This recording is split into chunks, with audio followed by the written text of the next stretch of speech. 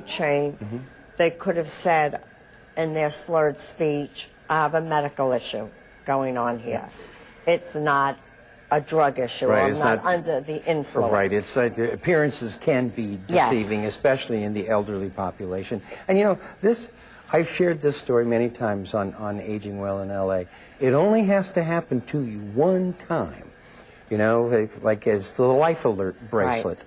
You're not there, you're 30 minutes away. My God, what do you do?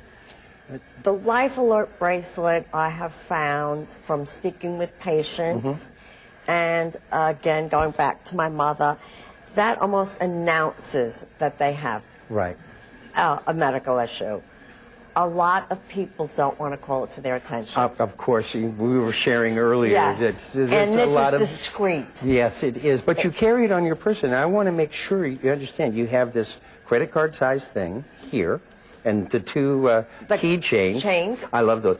I never have to fumble for a card. It's like, Right. here are my keys, and this is how I And got here. I myself go to the gym, so I put it when I'm at the gym on a necklace. No, it's Because if anything happens to me at the gym, I don't want the paramedics called if they don't have to be. Yeah, especially when you, as you told me, you just need a glass of orange juice. Exactly. And I'm an RH negative type, so I've always carried that. My parents lived in the Orient for 20 years, and I have found out that most Asian people, 97%, are positive blood. So I registered with the American Embassy there. Oh, well, wow. This gives the elderly the independence to travel if they want to go on the cruise with a caregiver. All they have to do is take their card. Okay. And We have to take a break right now, but when we come back, we're going to talk about the security features of this new and innovative program, Code Amber Alert Tag. So please stay tuned to Aging Well in LA. Hello, I'm Dr. Scott Kaiser, board-certified family physician specializing in geriatric medicine, and welcome back to the Empowered Patient. We're with our friends again at the Hollywood Multipurpose Senior Center, and I'm going to speak with my friend Marion today about exercise. How are you doing today, Marion? Just great, but I need improvement. Oh, really?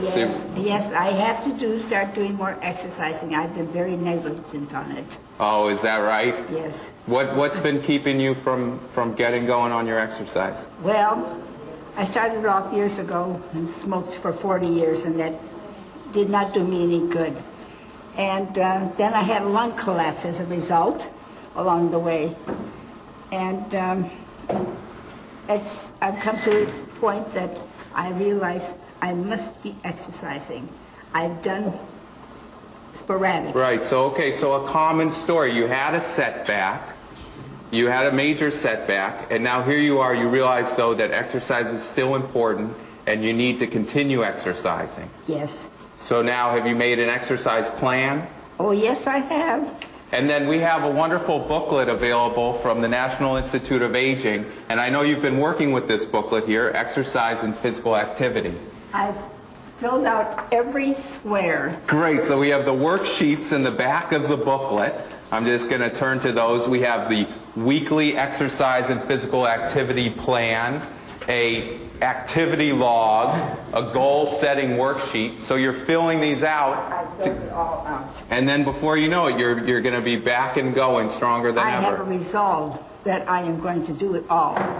I am going to be walking the steps more than I have been. And I'll be doing the other exercises.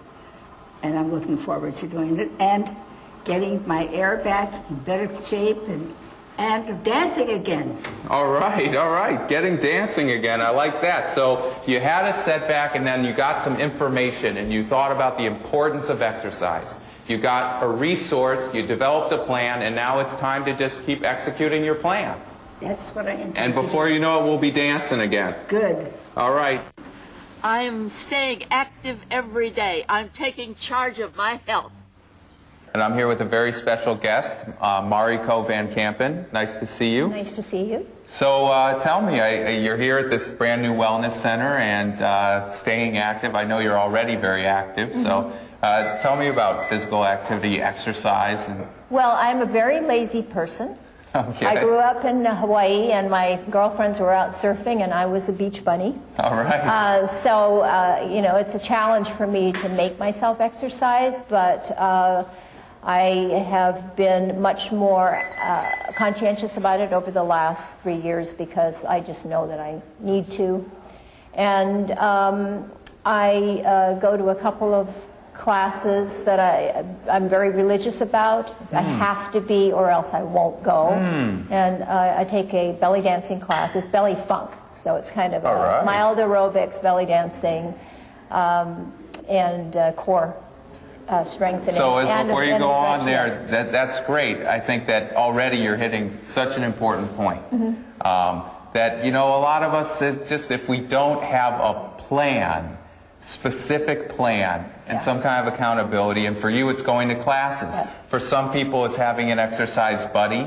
For some people it's having a routine, a certain time of the day where they have it scheduled in their day, just like an important meeting or a family event. Yes. And, you know, so you said, look, I'm honest with myself, I'm naturally a little on the lazy side. You like lazing around on the beach as opposed to being out there with the surfers.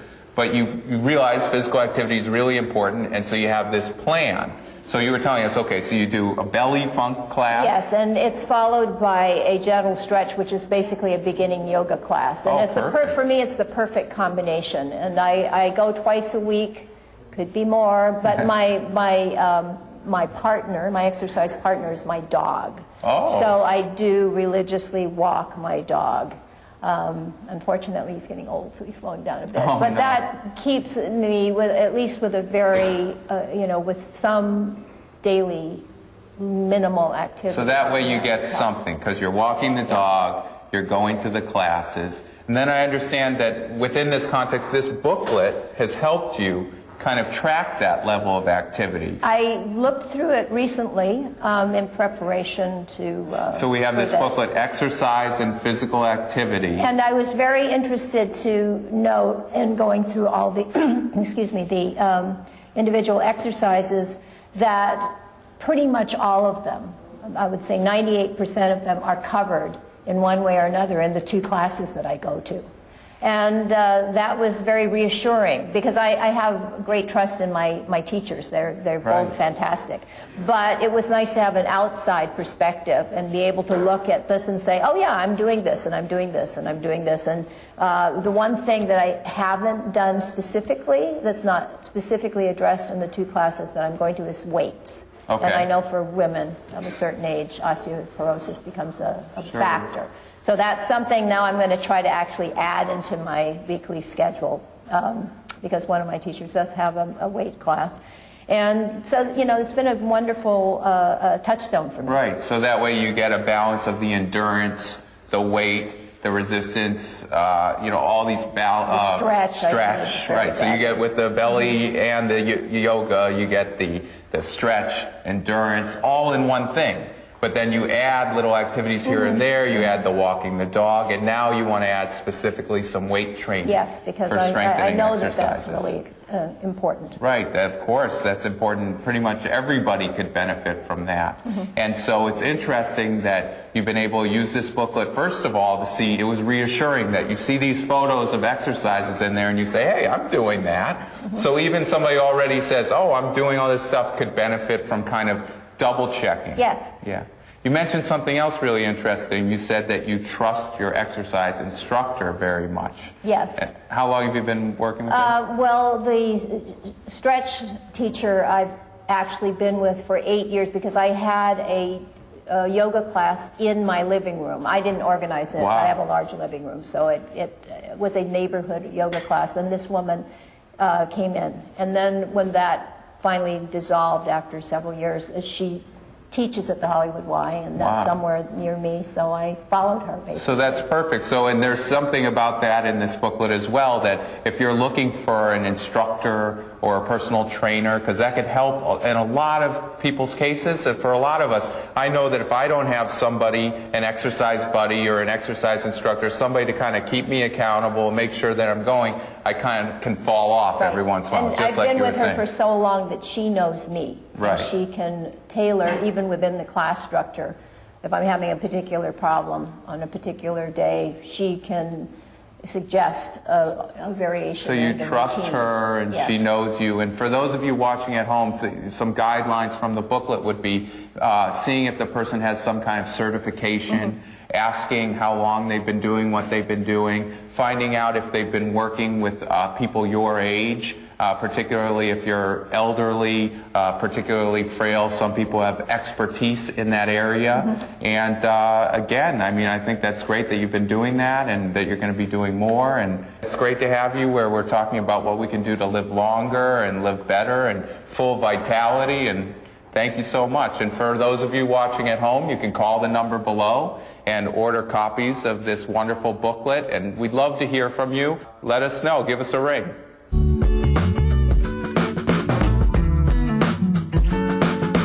What I'd like you to know, if you're going to adopt an animal from Los Angeles Animal Services, is that that companion animal is going to be spayed or neutered before you take her home or him home.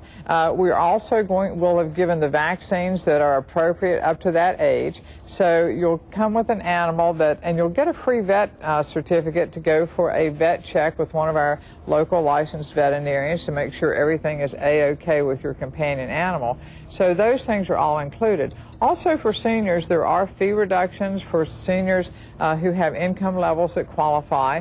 So there's a number that's rolling across your screen, and that's the number that you call to find out more of the details. We have reduced adoption fees. In some circumstances, you can even get a free dog license. So call us, come on down. We've got love just waiting for you.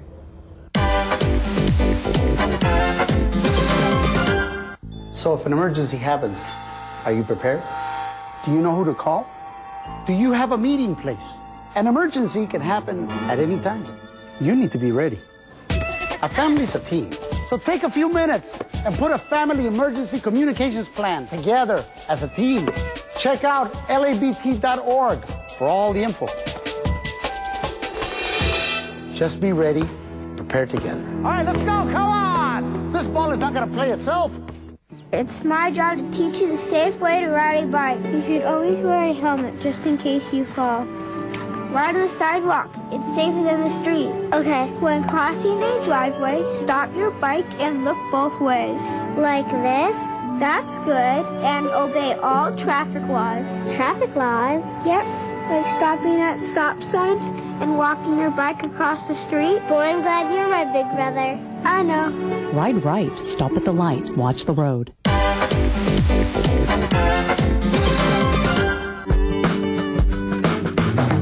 Today we're going to talk about planning before a crisis. It's important to understand what plans should take place before a crisis occurs. Things that need to be taken into consideration include cultural or generational differences, beliefs, values, unspoken topics. Decisions need to be made about medical, legal, and family issues. It's important to talk about the wishes of individuals before a crisis occurs, about their care and their medical treatment, not just what the family prefers or what the family thinks the person may want. Then respect those wishes, because those wishes are important to the individual. Remember, people have the right to be in control of the quality of their life, understand the purpose of their treatment. They have the right to dignity and respect, comfort, which is physical, emotional, and spiritual. They may want to laugh or be angry or be sad, all interchangeable at random times, even if it doesn't make sense to others. They also have the right to have the truth. So what are some actions a person needs to take before a crisis? Well, there's advance directives, which are the legal instructions given by individuals specifying what actions should be taken in the event that they are no longer able to make decisions due to illness or incapacity. Advance directive forms can be downloaded from the internet. Some doctors' offices have them. Legal services have them also. Some community-based organizations have them. Once completed, it's a good idea to give your primary physician a copy for their records. Talk to your loved ones while they're in good condition and good health, and then respect their wishes. Make it a point to have your voice heard, even when you can no longer speak for yourself, by using an advance directive. It's important to plan before a crisis. Welcome back to Aging Well in LA. And Leslie, we were going to talk a little bit about the security features of the Code Amber alert tag. Can you explain some of those security features? Yes, I can. Please. It's 256 encrypted. Encrypted information, right? And as far as identity theft, if they find your card, there's nothing that they can do with it other than get your name. Right, I or your understand. personal, your medical information. The second tier, there's a two-tier to this, where when you go to the website, you could put in, you have your own password, like you would your email or a credit card. Right. And you could put in all your personal information. We live in a state that has fires and earthquakes. Everything you can imagine. Think of, right. Right. And you could scan in all your policies, policy numbers.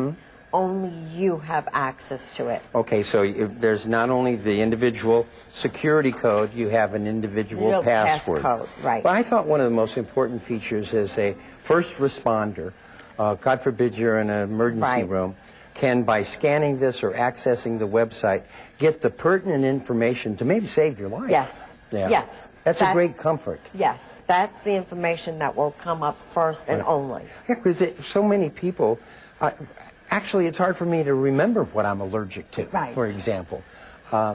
And I love the idea. Well, here we're gonna show people now the information that is contained, but not limited to just these things, Right. with your Code Amber alert tag. This is new, but it's such a good idea. It should have been around for ages. Right. How did you move this from the concept and the worries of caring for your mother into a reality? This had to be like a family undertaking or engaged a lot of people. Well, because there is so much on for children. This is a division of the Code Amber abduction of children. Right, of course.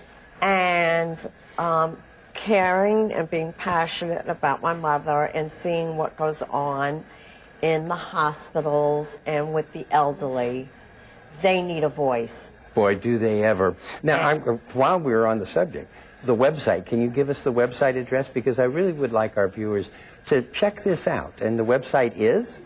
www.codeamberalerttag. Code Amber Alert Tag. .com/LDR. Okay, great. Now, we're going to have that up on the screen, so we don't have to repeat it endlessly. And when a person goes to the website, even a casual, even if driven by casual interest, they're going to get some questions that frankly, may be the first time they've addressed them. Do you know who to call in case of an emergency? Do you have your insurance policy number? Who's your medical provider? That stuff is not always at the tip of our tongues.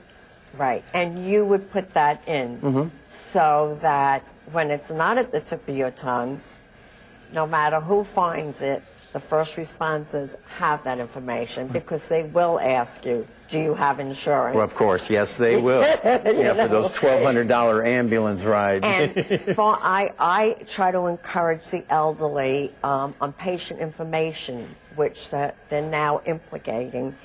Put your pharmacist. Yes. Because their medications change all the time. Yes, and they may be taking several medications. They usually yes. are taking several Yes. medications. And you want to make sure they interact with one another.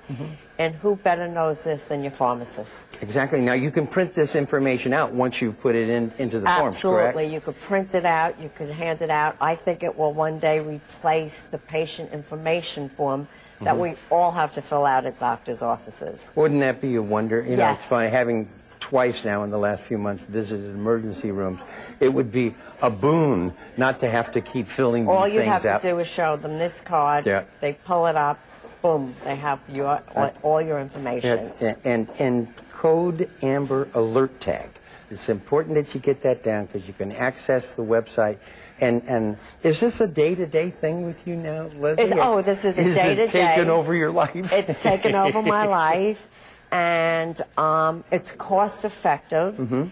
It's Oh, yes, the cost. Yes, it's I only- was astonished when you told me the number. Listen to this number. It's $19.95 plus tax for a year. A year. A year. A year. Not per month, a year. And it makes a great present. I had my insurance agent buy them as thank you presents. He sent me a Visa card and said, have lunch on me, and I had so much problem with it that he has since found out this makes a great present, and it lasts for a year. The renewal lasts for a year. If they mention that they saw the show, Aging in Los Angeles, Right. their reward will be, we will give them an extra month to well, that $19.95. See, there are rewards to being a viewer of Aging Well in L.A. Leslie, thank you so much. Well, You're very welcome. I know it's still painful, the loss Yes. of Mom. There's nothing worse. But you've done something positive and in her memory. Yes. I wish you great luck with this. Thank I'm you. going to sign up today. Good. Thank you very much. Thank you, Leslie. You're And welcome. thank you for being with us here on Aging Well in Los Angeles. We'll see you next time.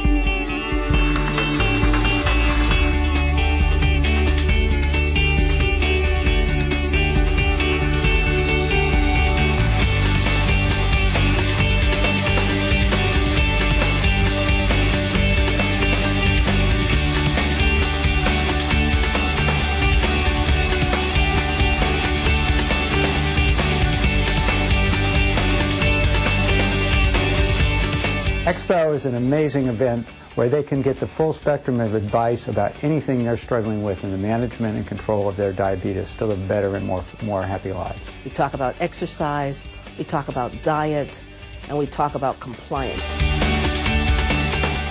The American Diabetes Association in Los Angeles is a great resource for everything diabetes related. When people got to Expo, they got to do screenings, they were able to listen into the seminars, and they were able to get a lot of information from the different vendors. Expo is one of the best events that ADA LA puts on. And only through trying to stop this disease can we make a real difference in the future. They're here to help. Expo is free to everyone. Come and join us. Expo es un evento que es gratis para todo el público.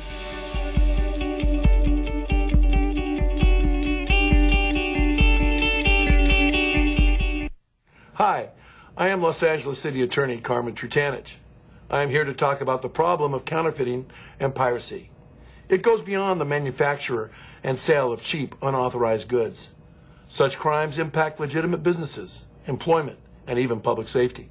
The money a consumer pays for a counterfeit or pirated item may very well be financing even more serious criminal activity, like gang crime. I'm doing everything in my power to protect the citizens of Los Angeles, but I also need your help. Please do not purchase these items. Together, we will combat these illegal practices and make Los Angeles a better and safer city. Thank you.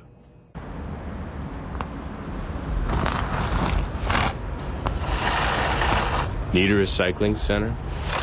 Call 311, the toll-free number for non-emergency services. 311, your one call to City Hall. Hi, I'm Craig Irwin in Los Angeles. Hi, I'm Trenton Irwin, and you're watching LA City View, Channel 35, our city, our channel.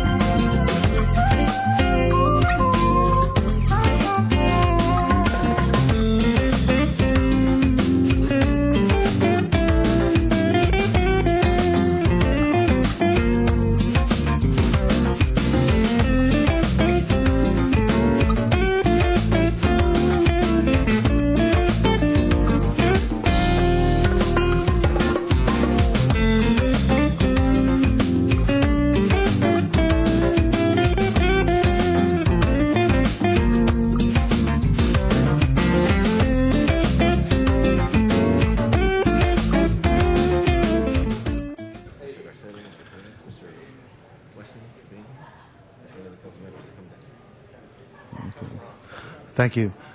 Good morning, folks. It's 10 o'clock.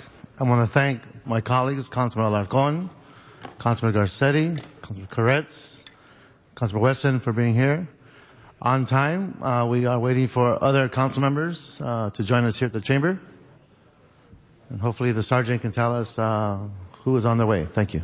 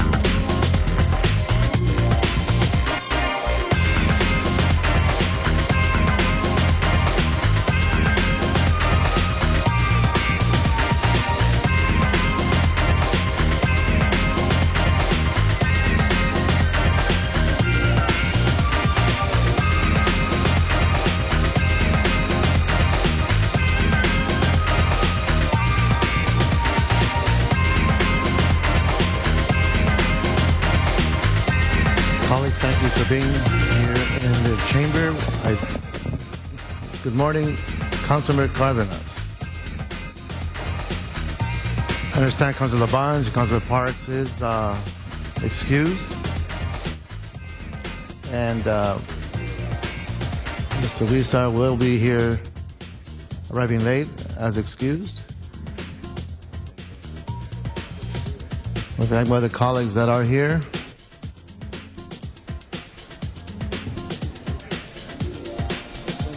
Okay, we have a couple of more minutes and then we'll begin.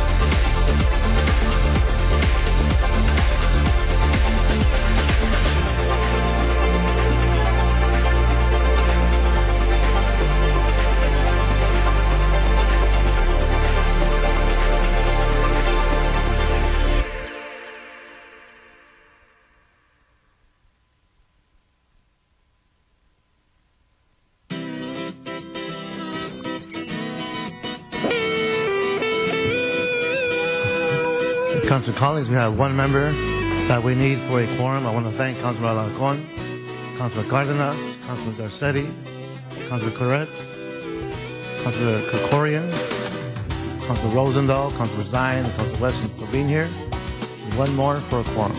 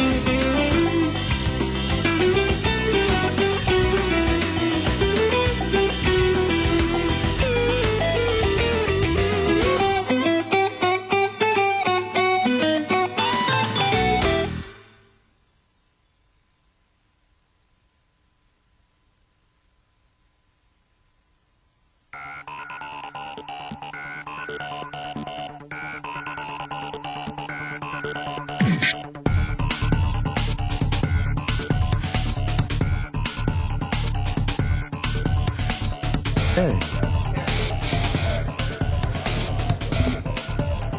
Welcome to City Hall. Welcome to the council chambers. This is a meeting of the City of Los Angeles City Council. Today is January 25th, 2012. Council meets 3 times per week on Tuesdays, Wednesdays, and Fridays. All meetings are open to the public. For those that cannot make it to City Hall, meetings are televised via cable on Channel 35 or can be viewed by visiting our website. This meeting is now in session. City Clerk, please call the roll. Alarcon, Cardenas, Englander, Garcetti, Weezer, Koretz, Krikorian, Labange, Parks, Perry, Reyes, Rosendahl, Zine, Wesson. 11 members present and a quorum, Mr. President. First order of business. Approval of the minutes. Councilmember Zine moves. Councilmember Alarcon seconds. Next item. Commendatory resolutions for approval. Councilmember Cardenas moves. Councilmember Krikorian seconds. Next item. Mr. President, at this point in time, would you like to run through the agenda? Yes, members, if I could direct your attention to the agenda. Mr. President, before doing so, there is a request from member to continue item 7 to February 1. Again, that's item 7, 1 week to February 1. Without objection. Very good. Mr. President, in regards to item 7, furthermore, the Proposition 218 hearing associated with the proposed rate action set forth in item 7 is also continued to February 1.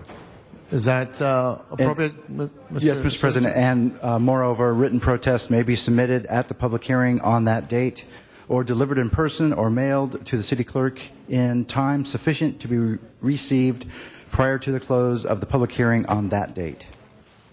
Okay, so that will be continued to that date as well. Without objection?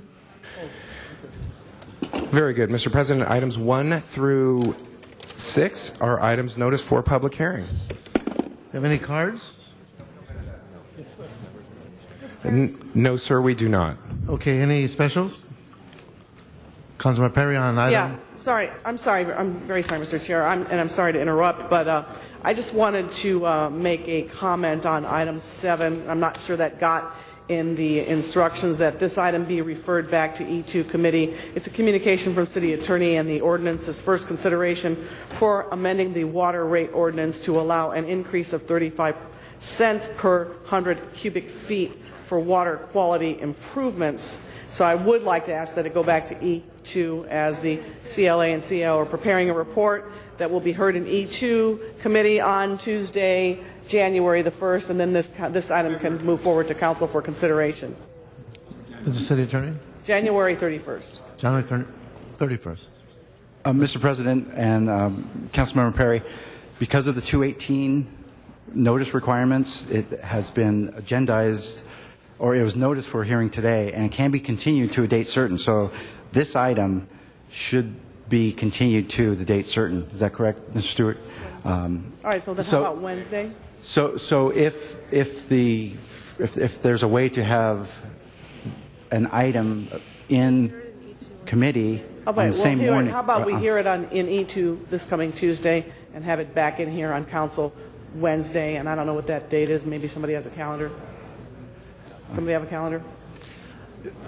Yeah, all that's required is that this item that's in council, the hearing on this item, be continued to Wednesday. So whatever arrangements you want to make separately. Great, and I'll have a committee meeting in the meantime. So, Councilman Perry, we'd like to revert this back to committee with the understanding that it'll be in council February 1st? No? Yeah, that's fine. This item has to be continued to a date certain next Wednesday. So whatever hearing the council member wants to conduct in her committee, that could be done. I'll do that in the meantime. Separately. Yeah, fine. One doesn't need to be tied to the other. I got it. Okay, great. Sounds good. So we can move with the continuance. There should be no problem. All right. Any specials from items 1 through 6, members? Any specials? Saying none. Next item. Open the roll. Close the roll and tabulate the vote. 11 ayes. Mr. President, items 8 through 17 are items for which public hearings have been held. Council colleagues, Councilman Perry. I wanted to call 11 special and 12 special. And 12. 14 special. 14 special, Councilman Rosendahl. Any other specials, colleagues? Yes, 13, please. 13 special. Councilor Englander. Any other specials, colleagues? 12. Item 12? 12, yes. 12. That's been called special by Councilman Perry as well. Okay. Seeing no one else, open the roll, close the roll, and tabulate the vote. 11 ayes. Okay. Mr. President, items 18 through 27 are items for which public hearings have not been held. 10 votes are required for consideration. Without objection, those items are before us. Mr. Clerk, do we have any cards or any of the remaining items? Sir, we do. We have cards on items 26 and 27. 26 and 27. Okay. 25 special. 25? Councilman Koretz? And I'd also wanted to call 26 special. Okay. Okay. Any other specials, colleagues? Okay, seeing none. Let's open and close the public hearing on the remaining balance. Open the roll, close the roll, and tabulate the vote. 11 eyes. Next item, call. Mr. President, on the continuation agenda, item 28 is an item for which a public hearing has not been held. 10 votes are required for consideration. And without objection, that item is before us. Do we have any cards? Sir, we do not. Okay, do any members wish to call it special? Seeing none, let's open the roll, close the roll, and tabulate the vote. 11 eyes. Mr. President, that takes council back to items called special or public comment on items not on council's agenda. Well, let's take general public comment at this time.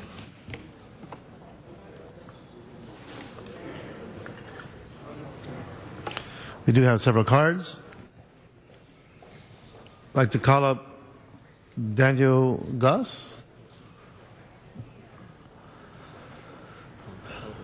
Good morning, sir.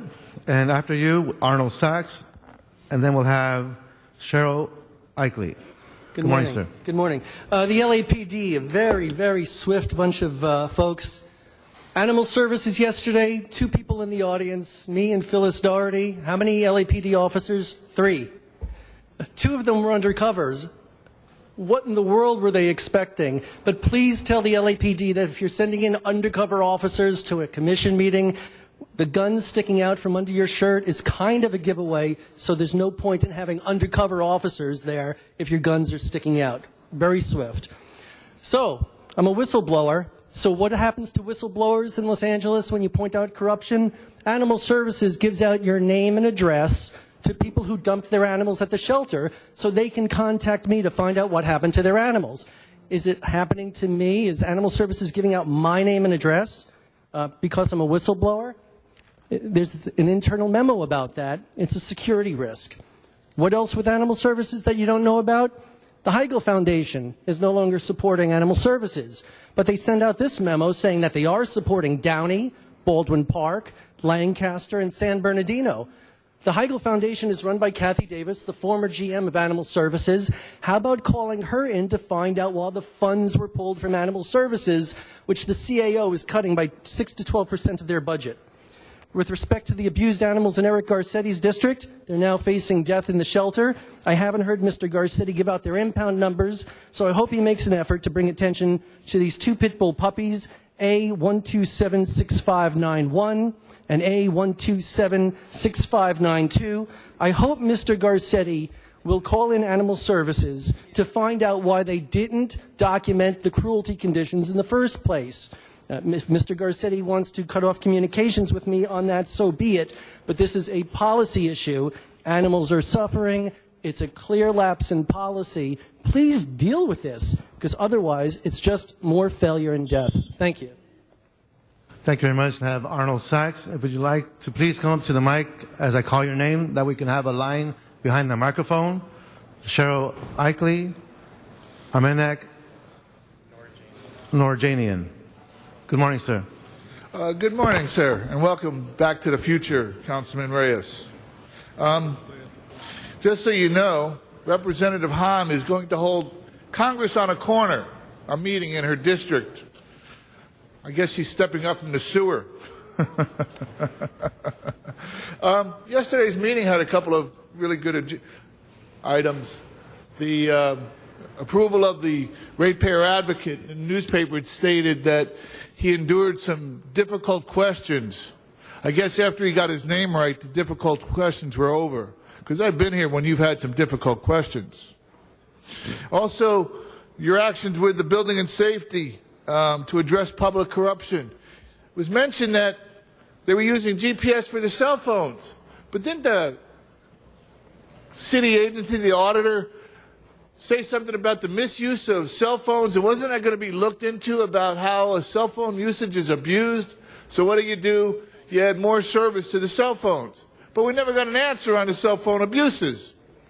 That being said, LAWA made the news again yesterday. Councilman Rosendahl made a request to study it.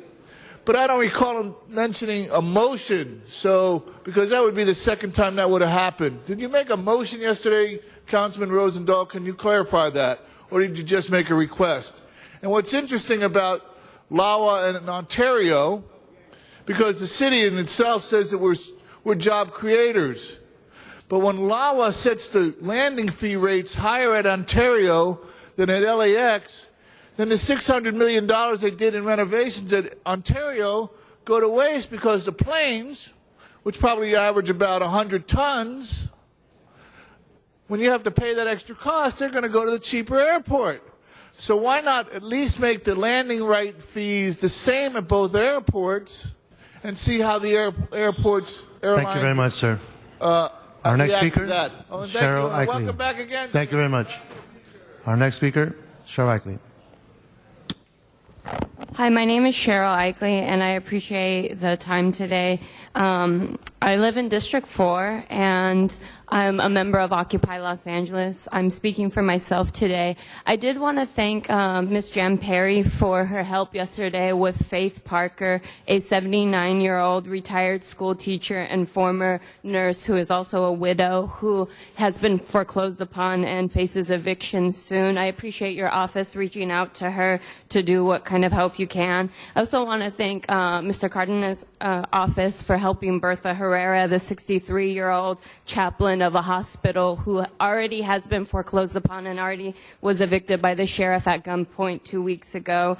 I also would like to thank Mr. Rosenthal and Mr. Garcetti for all their help on the foreclosure issue. I got an email from Mr. Garcetti's office explaining some of the things the city has already done and some things that the city is working on. One thing I noticed is we had come yesterday to ask for a letter to Camilla Harris, State Attorney General, and there is actually a motion that is pending in the Intergovernmental Relations Committee on the foreclosure crisis, and it mentions Mrs. Camilla Harris and her backing away from the federal settlement talks. So I appreciate that you guys are working on this, and I also know that you're working to see if you can do a mandatory mortgage modification mediation process in the city of Los Angeles, and that's pending now in front of the Housing Committee. So I appreciate the work that you are doing. We'd like to meet with some of your offices in regards to some of the things that are going on so that we can help make these even better for the innocent homeowners of Los Angeles. I appreciate your time today. Thank you. Thank you very much. Our next speaker, Amanak Najanian. If you please come on to the microphone. We have Sarah Armstrong, Yamaleth Bolanos. It's okay to come up to the microphone and stand behind the speaker, that we can keep this public hearing moving. Thank you very much. Good morning, sir. Good morning. Good morning, council members. Good morning, fellow Angelinos. I'm Amanak Najanian, Liberal Democrat and human rights advocate, and I proudly announce my candidacy to run for the seat of California State Assembly as a liberal and as a Democrat, a tax and spend Democrat. I actually ran my election campaign on principles of social justice, racial integration, and technological revolution. Actually, as a tax and spend liberal, I promise to raise taxes against wealthy individuals and rich oil and gasoline selling corporations 50% up in order to replenish state coffers, in order to have money for social programs, to have the social programs up and running, and to have money to distribute, to expedite distribution of Section 8 housing vouchers for working poor Californians, to alleviate their suffering, to reduce crime rate. And I believe that the problem with the city of Los Angeles, that Mayor Antonio Villarreal doesn't want to raise taxes against those oil-producing manufacturers. 49% of Angelinos voted for this measure. It's only failed by 2%. I also demand closing down so-called medical marijuana dispensaries that rip off Californians big time, up to and charge up to $200 per 1 ounce of illegal dope. I demand rescinding city ordinance, illegal city ordinance 181-530 that violates United States Controlled Substances Act by allowing running a criminal enterprise of and distributing illegal narcotics. And I believe a federal attorney should prosecute any member of city government, including mayor and city council members, for criminal conspiracy to distribute illegal or harmful narcotics, marijuana, in the city of Los Angeles. And I believe that if there is a precedent with the City of Bell council members who went down on charges of corruption, last year, and actually, so that council members should keep in mind that me personally, as a tax and liberal, I demand rescinding and banning sales of so-called medical marijuana dispensaries in the city of Los Angeles.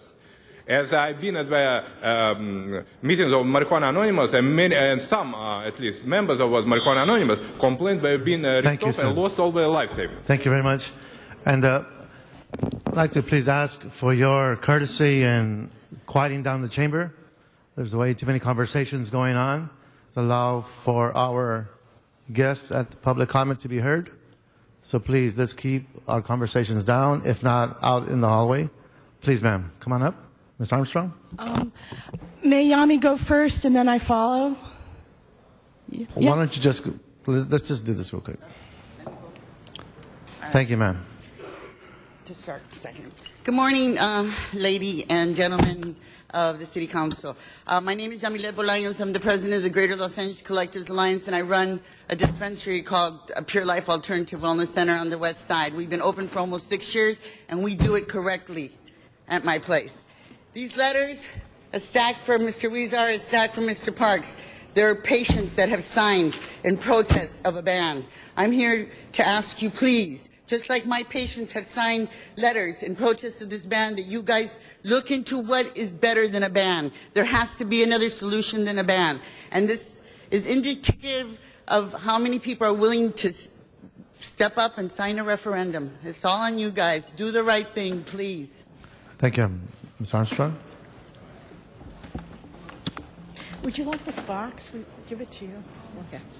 My name is Sarah Armstrong. I address you today in my capacity as the legal liaison for the Greater Los Angeles Collective Alliance. In addition to the letters that Yami just presented, over 25,000 emails have gone out to different council members begging you to think again about this ban. It's dangerous. It's wrong. It hurts people.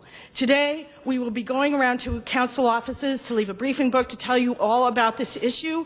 We hope you will take a minute and look at it before you vote. We will also be calling and writing letters, trying desperately to get you to see that a ban is worse than what we have now. Lawyers call me every week, inviting me to meetings for referendums, for strategies to sue over the ban. I am sick and tired of all this. If we just amend the ordinance we have, we'll be fine. There is no need for this draconian, hurtful behavior.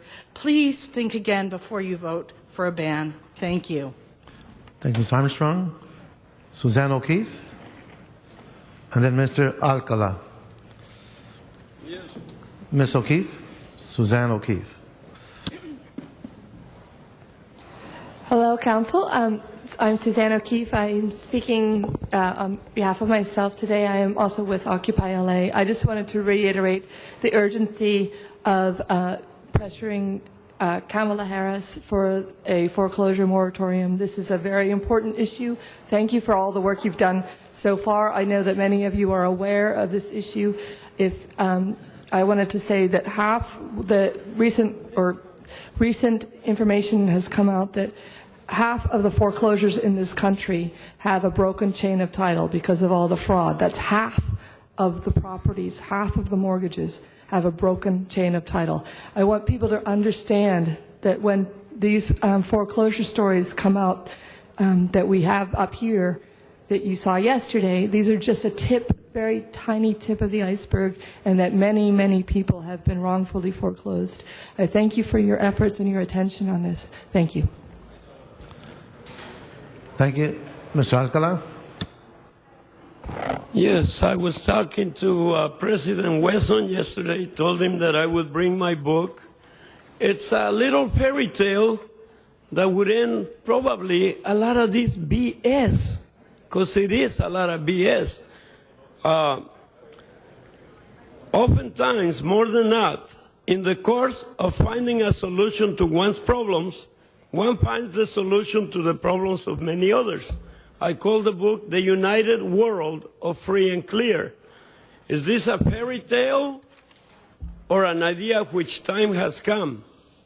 Here comes the fairy tale.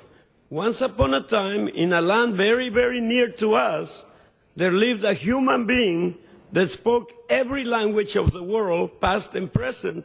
He was so peculiar that he also wore upon his person every racial characteristic ever known to mankind. Gray matter is a common denominator. This human wished very much to have a home that was free and clear of financial encumbrances so that he and his family could live, work, and flourish in a more creative way than it is typically possible in the current way of doing business every day. Such a human was confounded by the current mortgage crisis in the United States of America. I wrote this book 4 years ago before everything crashed. For this, in the United States of America, for this is where he currently resided. He was further confounded by the fact that around the world, the vast majority of humans had to struggle so much just to have a place that they could call home. Humans, it seemed, were very territorial. Thank you very much, sir. Okay. Thank you much for the story. Thank you, sir. Mr. Clerk, what's before us? Mr. President, that brings us to items called special. The first being item number 11, called special by Councilmember Perry. Okay. We do have one card with Councilmember Perry. Okay, thank you very much. Item 11 is something that I've discussed before, and this is our 49th Street property, and it's regrettable that I'm having to discuss it again today. This was a property that was permitted for 3 units and was allowed to expand to 40 illegal substandard units.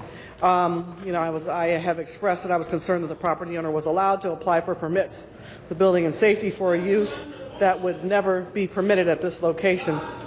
It's very disturbing that months went by and the property continued to illegally expand and rent out, quote, units. And I'm concerned about Building and Safety's initiative to contact the Housing Department. Now, this item was at Housing Committee. I made a motion requesting Building and Safety and the Los Angeles Housing Department report back on a case management structure that could address these types of properties going forward. Additionally, I asked for a report back from Building and Safety and the Los Angeles Housing Department, including an analysis on the Clean Hands Ordinance that would prevent this type of egregious violation from happening again.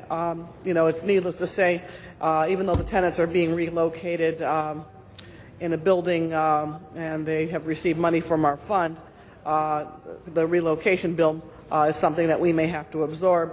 So obviously we need to improve this. So that's all I wanted to say on the record for that. Thank you, Councilmember Perry. We do have one card on this item. Mr. Arnold Sachs.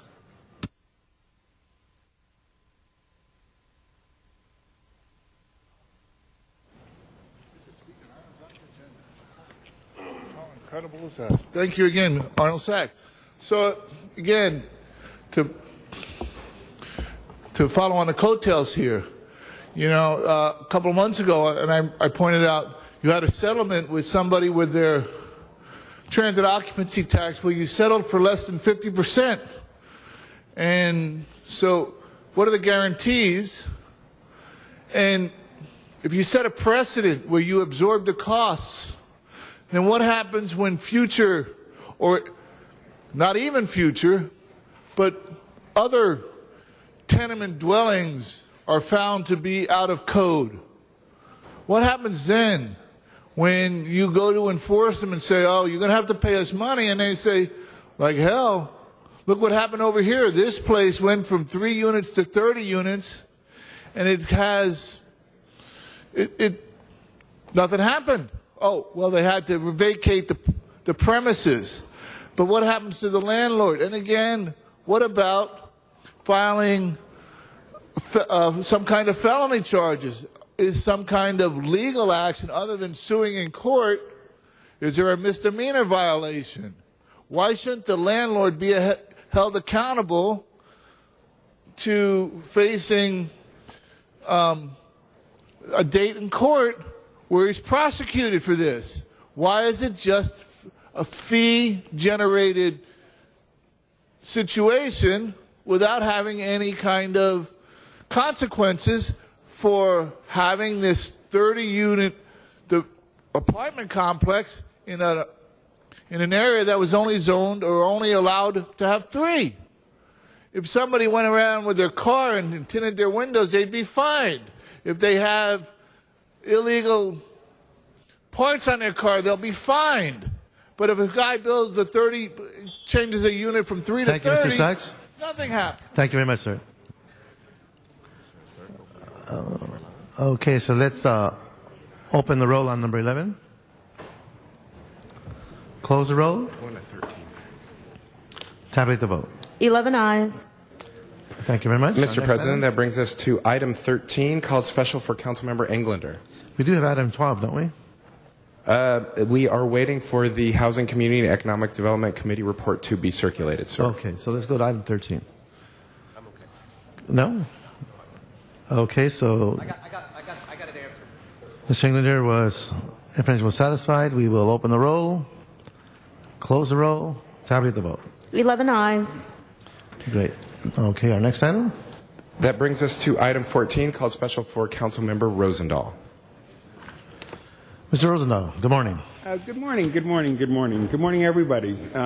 Could we ask staff to come up for this? Where is he? John Wickham. Folks, this is item 14. It was on consent, and it probably will be unanimously approved, but I think we all need to understand what this is. Could you tell us what this is? Yes, there was a motion that the council had approved asking that the CLA take a look at the proposed Olympic North Hotel project and determine whether there was, to evaluate the project, come back and look at recommendations regarding any incentives that might be appropriate for the project. We took a preliminary look at that, and we do recommend that we move forward on looking at some of the economic development tools that we've used with previous hotels and apply them to this one as well. Explain the incentives you're talking about. The incentive that we've used in the past for a whole range of projects is it's that Big If policy where we provide up to 50% of the total net new revenue that's created by the project as an incentive to help build the project. With regard to hotels, what we've been using basically is the transient occupancy tax up to as the funding source to help with the financing of the project. So bottom line, how much money are we talking about subsidizing over what period of time to incent them to come to the city? We do not know what those numbers are yet. Our recommendation right now is to conduct the economic analysis to evaluate their pro formas so that we can determine exactly how much that would be. We don't want to give them any more than is absolutely necessary to make sure the project is viable. Okay, let me just be real clear. There's no question we need more hotels within a half a mile of the convention center, and I support adding as many beds as possible. I understand this is 392 to the area, along with all the jobs, which we all believe in, that come along with the project. While I know the actual project is not before us today, the concern I have is that we're looking at waiving, if I'm right on this, you're telling me if I'm wrong, up to 50% of the bed tax for this proposed hotel, revenue that would otherwise come to the city to support vital services. Another one of my issues was actually raised by the owner of the Downtown Westin, Bonaventure. Now I understand that he apparently got CRA support when he did it. So I'm wondering his credibility on this, but he's already saying, this is a quote in the LA Times, downtown is already vibrant and doesn't need the city's help to attract new development. I know we set a precedent with the JW Marriott and the Wilshire Grand Hotel, and what I just want to know flat out, with the billions of dollars being invested downtown to make it a very vibrant, live city, do we have to subsidize these big boys and lose that money from the general treasury, or can't they see the business venture, just like Anschutz is seeing, frankly, with AEG? He's got a lot invested, and we're putting him in a position where we've got a good deal for everybody in this. Do they need that kind of money? And what makes you say they need it? That's in the last 3 minutes. That's okay. I'd like to please answer the questions. Folks, there's a lot of conversations again on the sides. Can you please show some courtesy? That's exactly why we're recommending doing this fiscal analysis, to determine whether it's even necessary at that point. So that's why this recommendation is to do the fiscal analysis and to crunch all those numbers and determine what the need is. And if we come to the numbers and they're not needed, or if I'm opposed to it, will I have an opportunity to vote no on the subsidy? Yeah, the final documentations and recommendations will come forward at a later date. You'll have another opportunity to review that. Thank you, Councilman Rosendahl. Thank you very much. Councilman Perry, we do have about 5 cards. Do you want to hear the public first, or would you like to speak I can first? just say what I need to say. Okay, It won't it's up take to you. that long. Thank you. This is we're talking about a draft of an MOU today to discuss the assistance to develop this yet another hotel while protecting the city's baseline revenues throughout construction and ensuring that the new revenue generated from the hotel benefit the city's general fund and allow us to capture additional revenues to pay for basic services like police, graffiti removal, and tree trimming. The proposed hotel development will bring 174 rooms, that's the Courtyard Marriott, the Residence Inn, 218 rooms, to the area immediately adjacent to the convention center. Now we all know that the convention center is at a competitive disadvantage to increasing large convention business because we don't have enough hotel rooms in the area. Now, in order to be competitive, we need more than 5,000 hotel rooms, but there are currently only 1,685 rooms within walking distance of the convention center. This proposed development is ready to begin construction as early as March of this year and can be completed by 2014. It will create 800 on-site construction jobs, 338 on-site permanent jobs once the hotels are up and running. These are good jobs with good benefits, and they are also union jobs, and they'll provide fair wages and benefits, and most importantly, these jobs directly benefit the city of Los Angeles and its residents through our local hire provisions. The hotels will bring increased revenues to the city. Again, you know, if we don't have it, we don't get it. So it bolsters our general fund. So I hope that my colleagues will approve the report from Trade, Commerce, and Tourism and allow the CLA to move forward in negotiating and analyzing the amount of financial assistance needed to build this project and to bring the final documents back to Council for approval. Okay, thank you, Councilman Perry. We do have a few cards on this. Mr. Robbie Hunter, Rachel Torres, and Kevin Bass. I'd like to come out to the microphone. Good morning, sir. Council President, Council members, Robbie Hunter, Los Angeles Building Trades. Same speech as usual. We have 140,000 construction workers, and at this time we have massive unemployment. It's really hard to get to any development in the area that we live at this time. The jobs, this hotel has agreed to use Los Angeles construction workers. They have entered into an agreement with the building trades, and that will be a stimulant itself. The convention center, for years, it had problems attracting the largest conventions, and the shortage of hotel rooms was one of the reasons. It brought a shortfall. We're all working hard to bring a football team and drive the economy downtown, and this hotel will be a part of the infrastructure. They're doing all the right things. They're going to provide decent jobs, paying good wages for decades to come with hotel workers, and we're for this proposal. We think it's in the economic interest of the city, and we would ask that we support it and move it forward. Thank you. Thank you very much. Rachel Torres, and then we'll have Kevin Bass. Good morning. My name is Rachel Torres. I'm a research analyst with Unite Here, the Hotel and Food Service Workers Union. On behalf of the 20,000 members in Unite Here, we're pleased to support these 2 union hotels, the Residence Inn and the Courtyard by Marriott, that join the LA Live complex. Union hotels bring living wage jobs with quality, affordable health care, pensions, and other benefits for the working people of Los Angeles. Living wages equal livable cities. And in this economic challenge of times, a project like this could not be more urgent. Many projects suggest that they're shovel-ready. We know that this project is shovel-ready.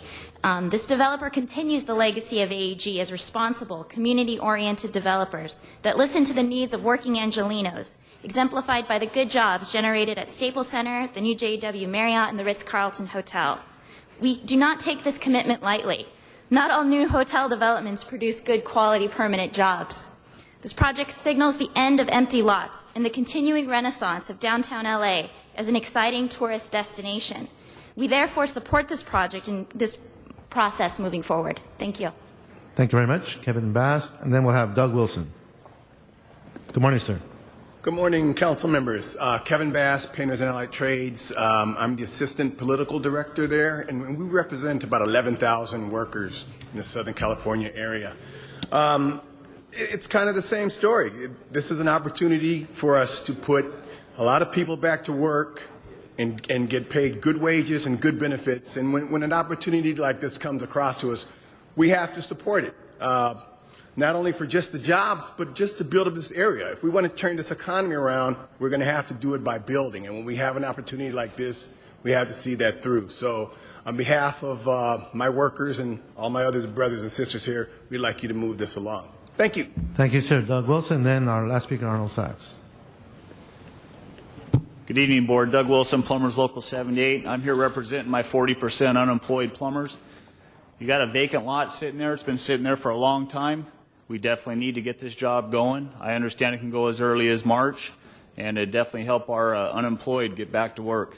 We got a lot of people that are losing their homes, having time putting food on their plates, and trying to raise families. So I strongly urge you to pass this that you have in front of you. Thank you. Thank you, sir. Mr. Sachs.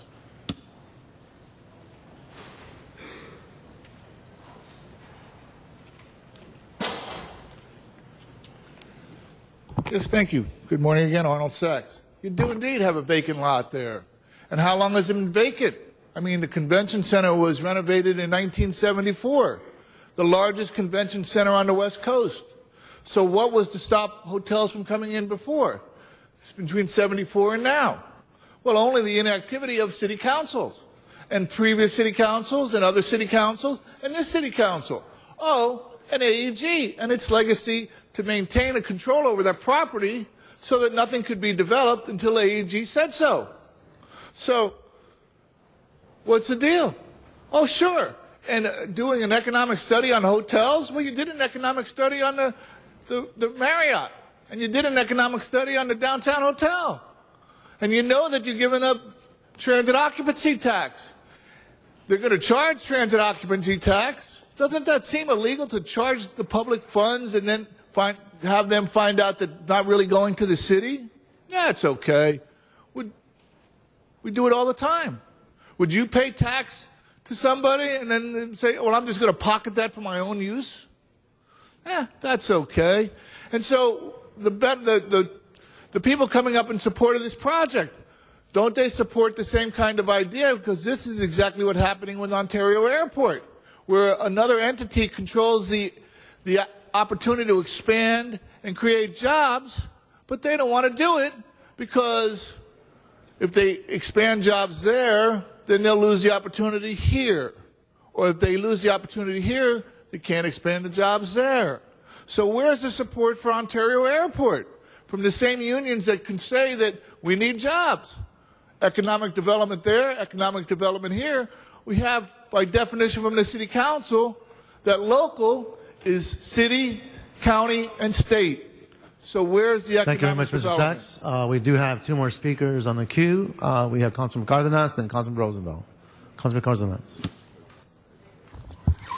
Thank you very much. I just wanted to thank the head of the building trades in Los Angeles for coming forward and reminding us of the fact that we've had studies, we've had commitments that have been made by this council and by every elected in the city that in order for things to move up in downtown, which is the center of our city, and things have been getting better, we need to make sure that we have good development in our downtown area.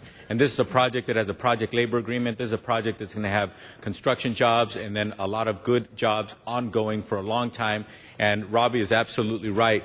When we were talking about just recently about the potential of having a stadium built in our city, a football stadium, one of the things that was glaringly clear is that there are cities like San Francisco that have 10 times as many hotel beds within a 3-mile radius as the city of Los Angeles.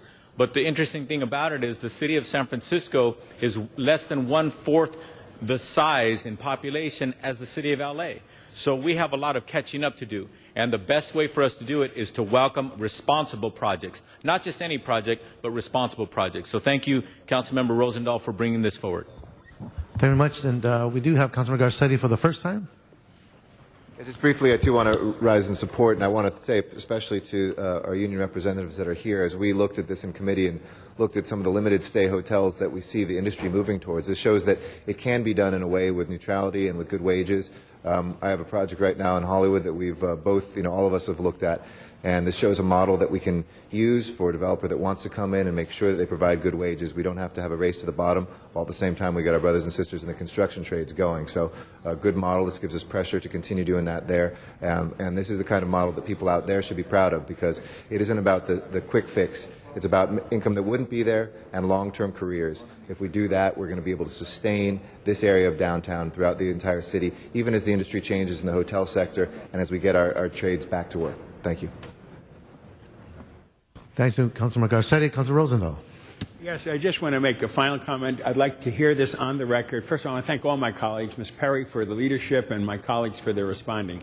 I don't want to subsidize a hotel anymore downtown. I strongly believe we can build it, and I want to thank the unions for always fighting for jobs, which is something I truly believe we need more jobs. But if the jobs only happen because of the subsidy, I want to know why. Because I got a whole string of hotels over there on Century Boulevard that don't get any support on that level, and I think downtown is vibrant enough that we don't need to subsidize them. We want the hotel, we want the jobs, we want to develop forward, but do we have to do this alleged corporate welfare concept still?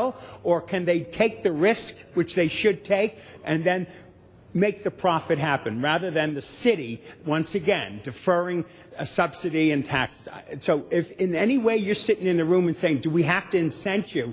Tell them there's at least one council member that doesn't believe you need to incent them with the subsidy. We need the jobs, we need the hotel. And maybe in that negotiations, we can be a little bit more respectful of the taxpayers' money, or lack thereof, than just the big shot coming in with a corporation. I just want to make that clear, okay? So don't negotiate subsidies, lay it out, and I'd like to have them, when the day comes, explain why they need it, if in fact that's still part of the package. Downtown is vibrant, it's going to get better, and I don't think we need to subsidize. So I just want to go on the record. Thank you.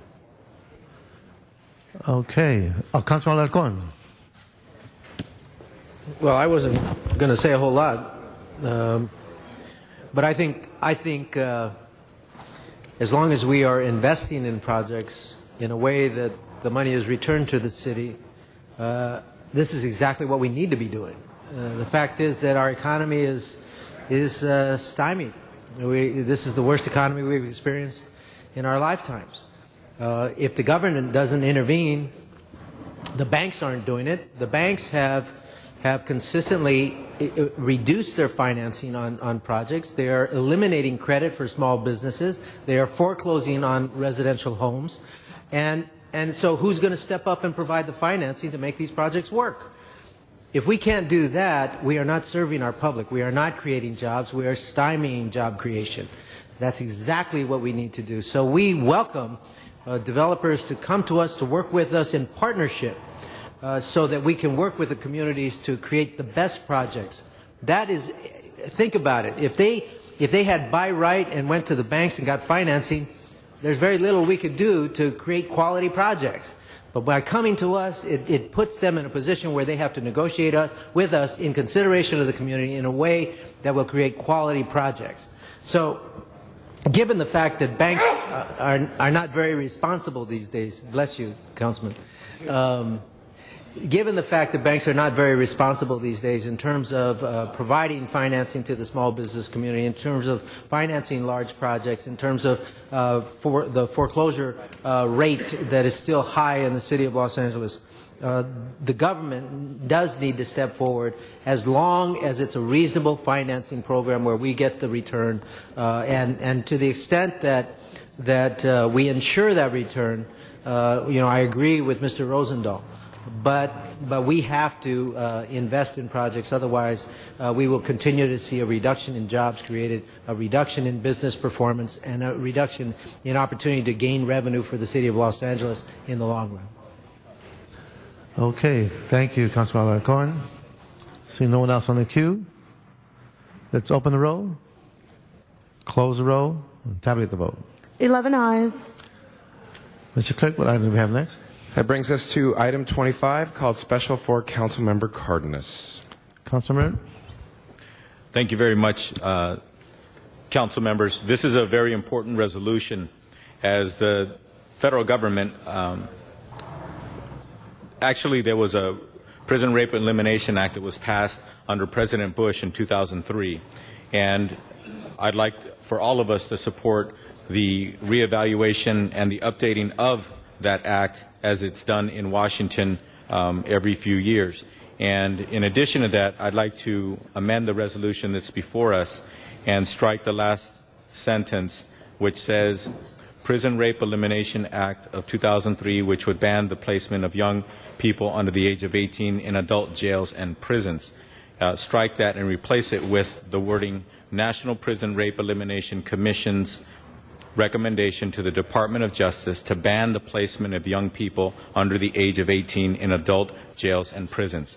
That last sentence sums up what this resolution is all about, and it's all about making sure that we do not support or participate as a country, local or national jurisdictions, in placing young people under the age of 18 in adult jails and prisons.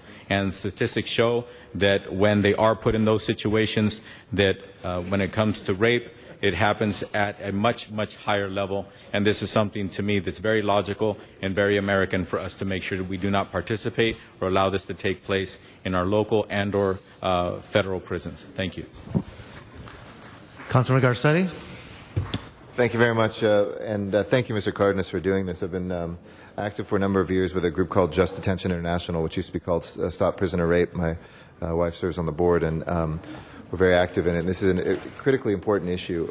They have these amazing ads that show pictures of men and women and say, if this man or this woman was being raped, would you help him or her? And then it flips and says, what about now? And it puts them in a jail, in jail clothes. And for so many of us, I mean, the way we, as a society, become inured to jokes about prison rape, and it's just accepted.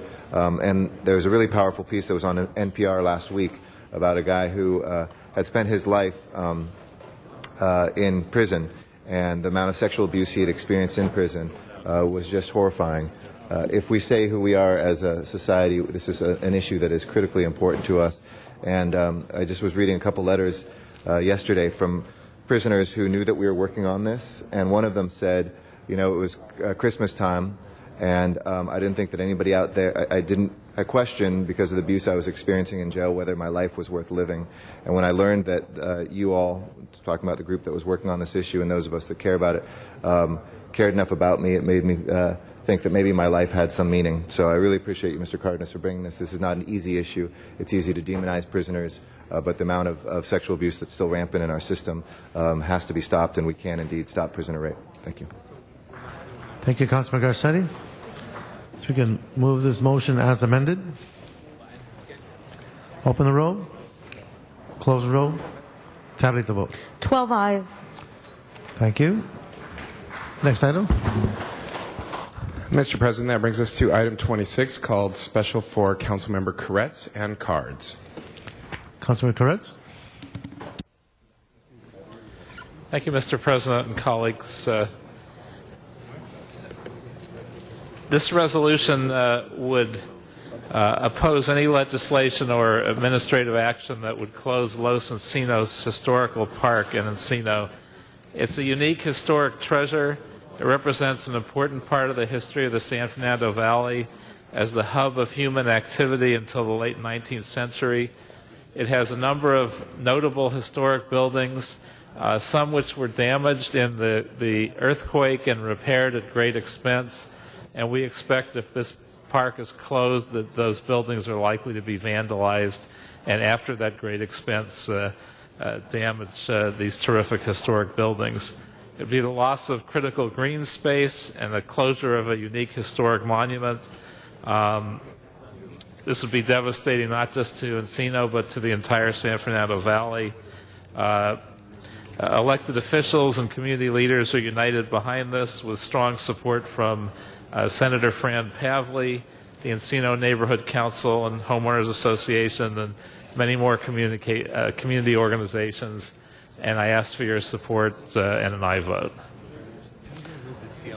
Thank you, Councilman Koretz. We do have a few cards on this item. We have Mr. Jim McQuestion, and then we'll have Armanek Norjanian. Good morning, sir. Jim McQuiston. One thing that I have participated in is Los Encinos Park. I think that it's important for the city, even though I'm economically minded, for the city to take over the management of this park. It's a resource which I cannot understand why the city does not have. In my opinion, it's even more important for the city to maintain this park than Olvera Street, and that's saying something.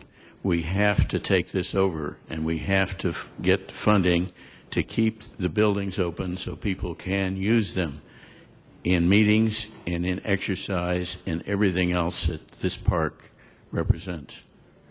Thank you, sir. Armanac? Ojanian? Thank you. As our speaker comes up, Councilmember, we have one more speaker. Oh, I just wanted to also note that there's a CLA report which you may or may not have received, and that part of my motion would include supporting that CLA report, which is virtually identical to the resolution. Okay. Mr. Narjanian. Yeah, I definitely, respectable city council members, I do support and passing of current resolution item 26, the resolution that requires of Krikorian and Huizar, the council members, relative to a position of on Brownlee Bill California Disclosure Act to require full disclosure of largest funded of all political advertising for and against ballot measures and candidates. But in order to adopt this resolution, actually, it's very important in order to eradicate corruption in public policy, in order to eradicate corruption in the city politics, in order to so that public candidates won't be able to, won't be able to receive some large funds, and won't be able to engage in money laundering, for instance, for one case.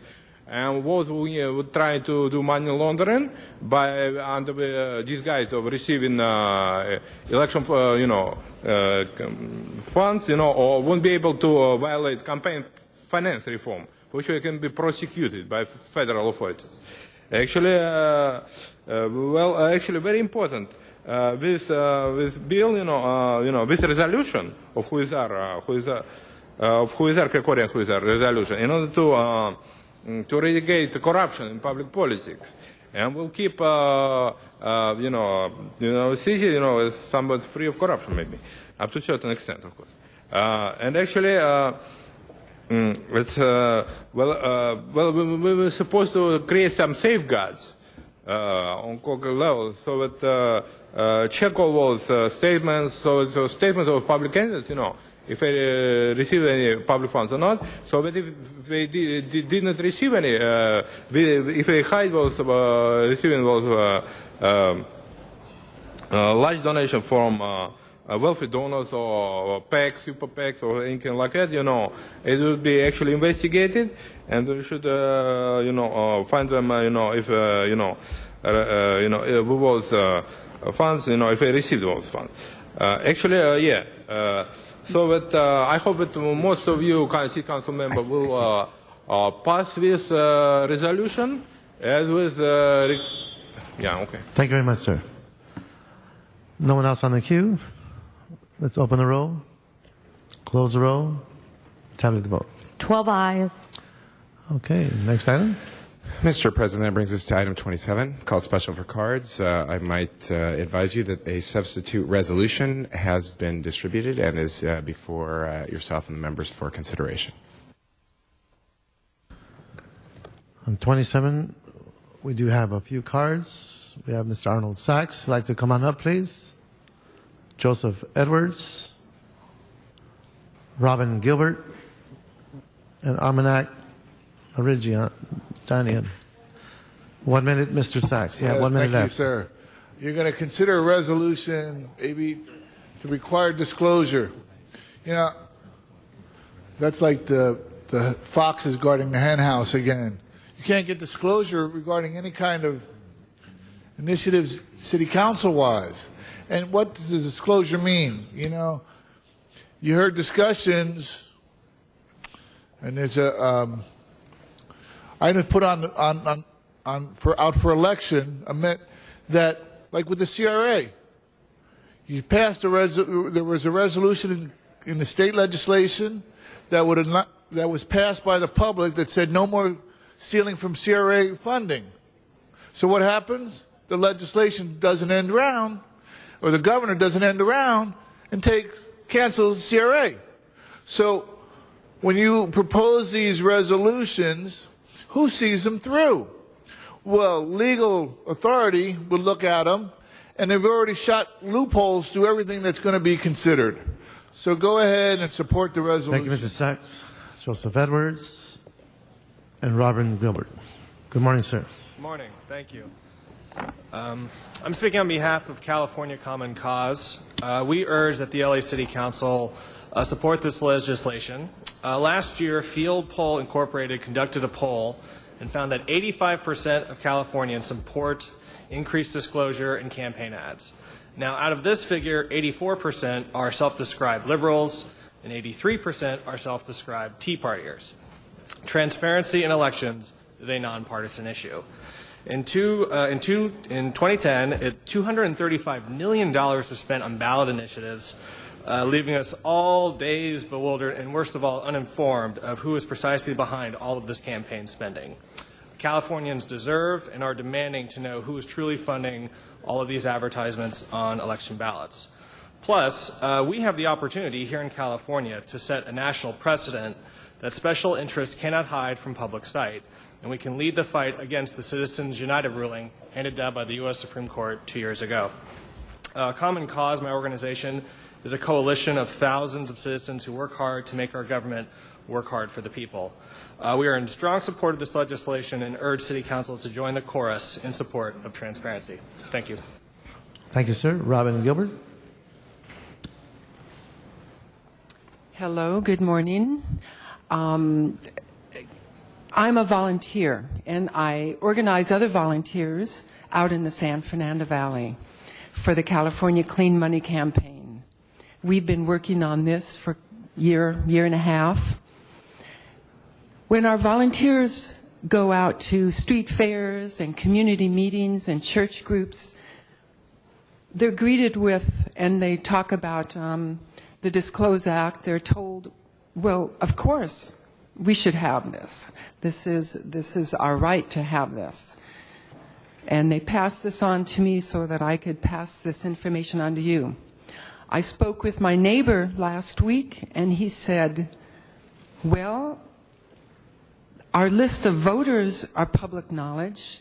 When we go to the polls, the list of voters are listed up there for the public to see with our addresses.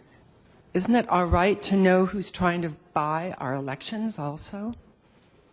This is our right, and we should have it. And thank you for your time. Thank you, ma'am. We also have Armagnac Virginian. Please come on up. Then we have Teresa Prime, and then Daniel Tam.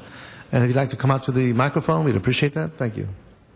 Respectable City Council members, dear fellow Angelinos, actually, I support this resolution, Krikorian, who is our resolution, to require full disclosure of the largest funders of all political advertising for and against ballot measure candidates.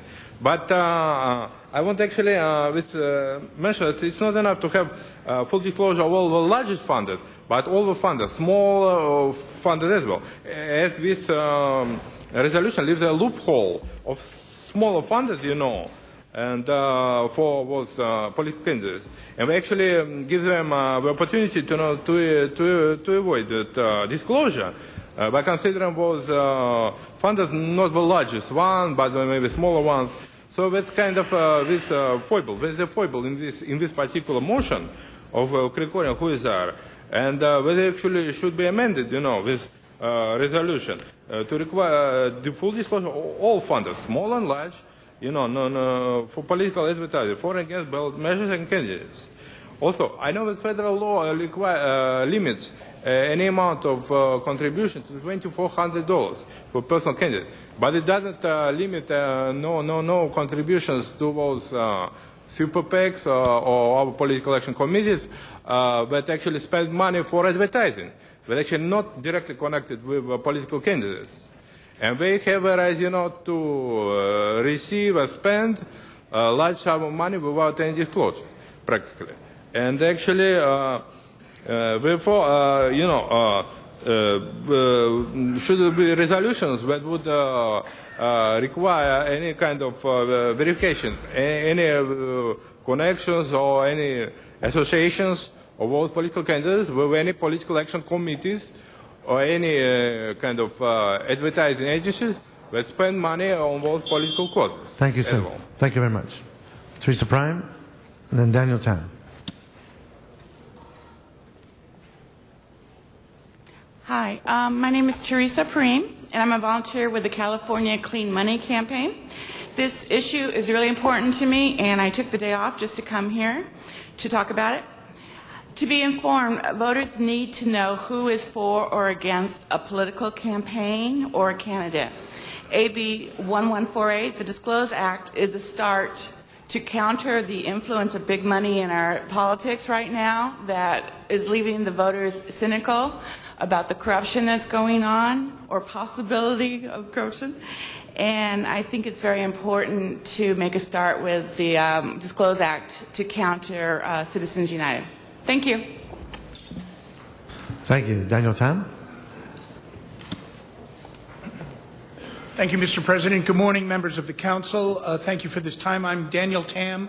I'm speaking on behalf of Trent Lang, the president of California Clean Money Campaign, which has been working assiduously on this. Yesterday, 2 days ago, the city of San Jose unanimously passed a similar resolution. There are well over 250 organizations and thousands of people who are behind this idea of disclosing who are the folks who are trying to influence our votes. I urge unanimous approval on this measure.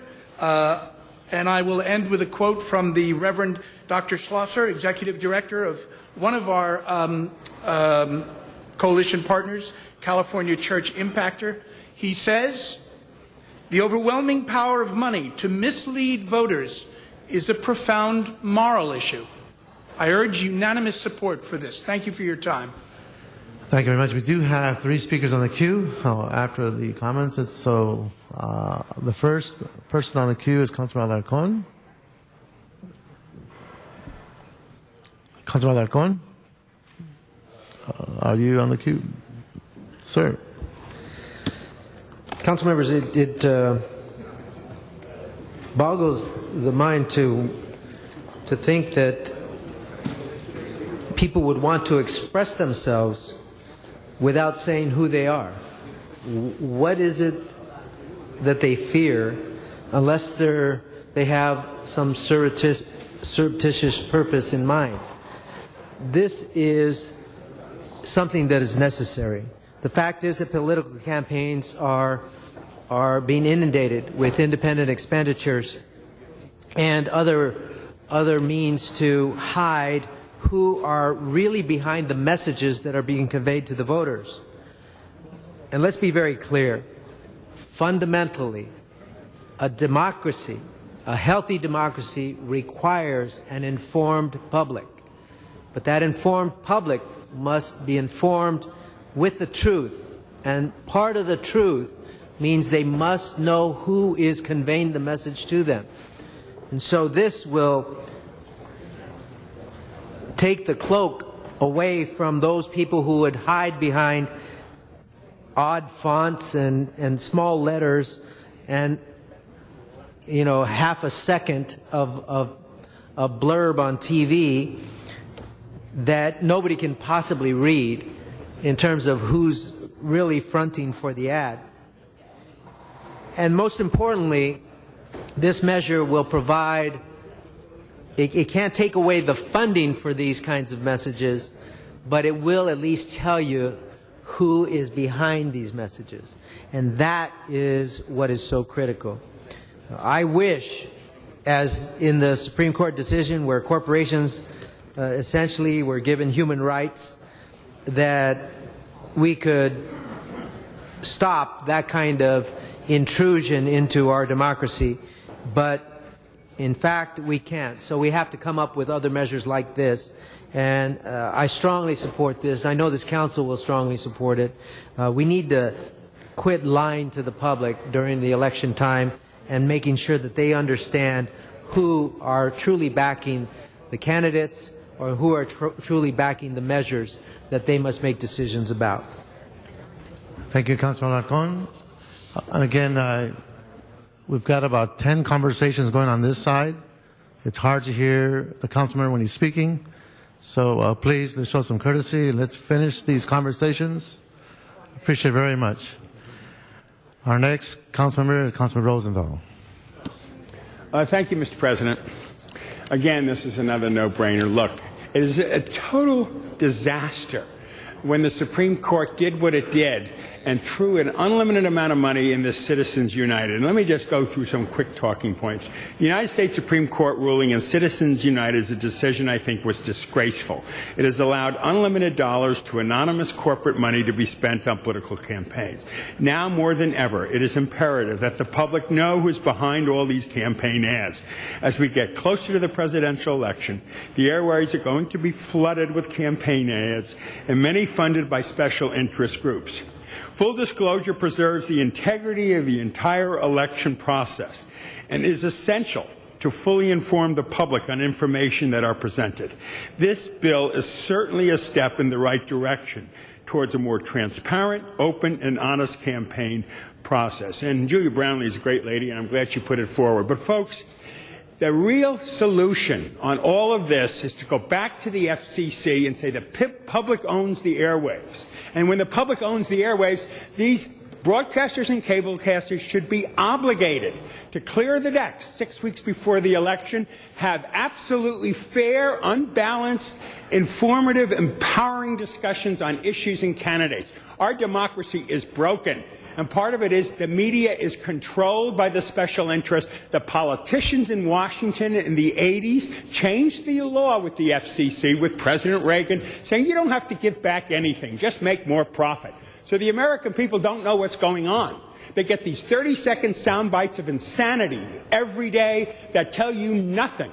And that is the level of the discourse in this great nation. And as we're in 2012, we better open up those airways. We better have honest, clean elections, or we will get beyond this into a more serious spot. I listened to the president last night. I've been listening to the Republicans debate. I'm trying to educate myself and figure out what to do. But for God's sake, if the disclosure aspect of where these bucks are coming from isn't initially out there, we're beyond broken. And I'm very sad that the American people for democracy are the least informed, unless they're really good on the internet and know how to do things and find things out. Most people get their knowledge base from television. And since the local media is all soundbite journalism, there's never any full discussion, getting the ideas out, having the conversation. People don't know much of anything. So this is a step in the right direction. Obviously, we should support this. Thank you, Councilman Rosendahl. Councilman Krikorian. Then Councilman Garcetti. Thank you, Mr. President. What we really need to have, if we want an informed electorate, is to bring back Bill Rosenthal's show on cable and get some substantive discussion going about local politics. We missed that show, Bill. Members, the U.S. Supreme Court's decision in Citizens United roiled this country. Millions of people have, since that decision, just been shocked at the notion that the Supreme Court would open the doors to unlimited amounts of funds to be spent in an anonymous way by corporations to affect federal elections. And we've certainly seen that play out this year with the advent of the super PAC. As though PACs weren't bad enough, now we see the rise of the super PACs, which is dominating and really taking over our presidential election right now.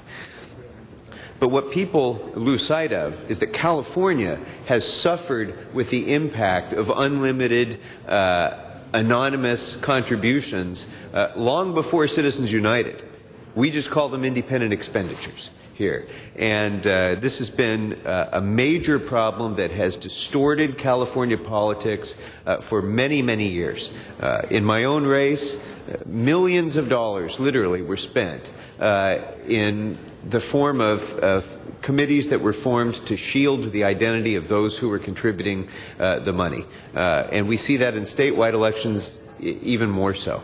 I attempted to address this as a member of the legislature, and Assemblymember Brownlee's bill, the California Disclose Act, is taking state law and finally giving us the tools that we need to really identify the sources of these funds. And I believe very strongly that if the public knows where money is coming from, the public is smart enough to be able to sort it out and figure out whether that cause is something that they want to support or not. But right now they don't have that ability, because this money is shielded in these phony independent expenditure campaign committees. This act requires people to remove the cloak so that we can see who's funding these ads that we see on television, the mass mailings that we get, the radio ads and so forth. So this seems like an obvious step in the right direction of providing more transparency, more disclosure, more ability for the public to take control of elections and really understand who is attempting to influence us in our political decision making. So I respectfully ask for your aye vote. Thank you, Councilman Krikorian. Last speaker, Councilman Garcetti. Councilman Garcetti. Thank you, Mr. President.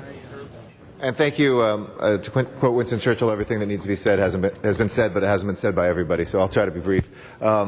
I want to thank my colleagues who have stood up. I think for a long time we've had a very clear majority here for cleaner elections, the passage of Prop H, the ethics reform that we've been doing, and for some of us, hopefully one day when we could have full public financing, which I know we have different opinions around this horseshoe, but I think is the most critical reform we could make. But at the very least, our action recently to move to amend, we were the first large city in America, and as that spreads throughout the country, and making sure that we get other cities to do the same thing, it's very critical. There's been a lot of momentum. People for the American Way just had a conference on this a couple days ago. I was unable to attend, but they wanted to hear about the LA experience. And now doing this, cobbling back as we looked at Montana's Supreme Court case and the decision that was made there, there are states that are saying it should not just be unlimited free speech for corporations, that if speech is truly supposed to be equal, how do you compete with millions and millions of dollars when you might not have any? It should be one person, one voice, not one company, a million voices, and one person, one voice. And so this is a critical piece. I want to thank Julie Brownlee for moving this forward, and I certainly have my strongest support. Let's rush this to the mayor for his signature, and let's get this done. Thank you, Councilman. We do have one more speaker. Actually, we got two now. Councilman Cardenas and Councilman Huizar. Councilman Cardenas. Yeah, I've been supportive of some of the reforms that have been put before this council of this nature when it comes to campaigns or what have you. But let me just say again, I think that the proper way for us to address the issue of freedom of speech and fairness and awareness to the actual reader and or voter is to make sure that we have required disclosure, not voluntary disclosure, required disclosure. And to me, this actually goes in absolutely the right direction, saying that if in fact the courts are going to say that certain entities have that freedom of speech, whether it's a corporation or an individual, either way, whenever somebody pulls out an ad or throws $1 million or $5 million into the campaign fray, I think that it's important that the people that they're actually speaking to or trying to persuade or dissuade actually understand who is speaking. Who is this that is on my television 10 times a day leading into the election cycle? Who is it this is dominating the airwaves and giving me a message that I just can't get away from? I think it's very important that we have disclosure requirements, and this is exactly what we're doing in this motion, requiring disclosure. I think that that's what the legislature should do. That's why I support this resolution, that we support the legislature when they require required disclosure, not voluntary disclosure, not maybe disclosure, but when it's required. If you're going to get involved in the fray of messaging in political campaigns, whether it's initiatives or for individuals or what have you, at any level, everybody should know who is talking to me, who is actually telling me what they want me to believe. Thank you. Thank you, Councilmember. Councilmember Huizar. Thank you, Mr. President.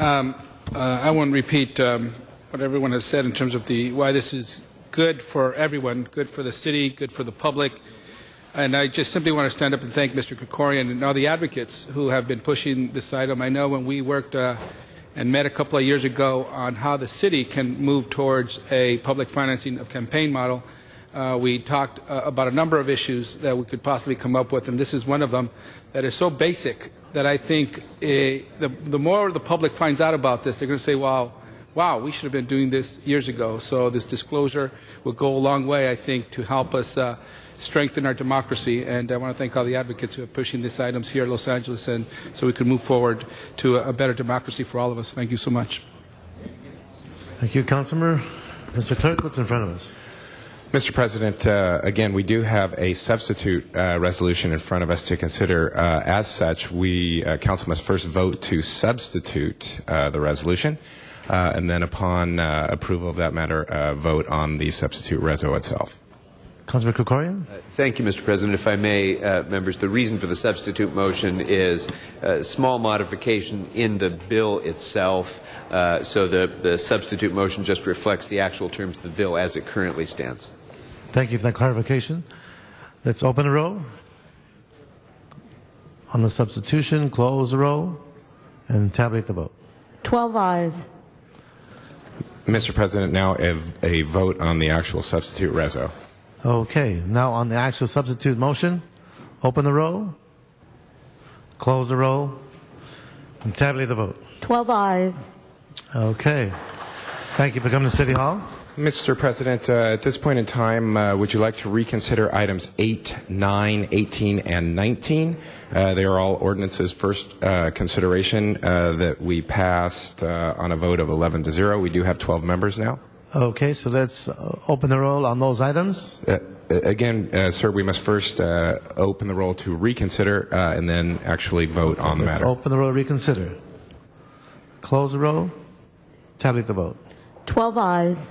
Now we can move to reconsider on the items for an ordinance. Let's open the roll, close the roll, and tabulate the vote. 12 ayes. Okay.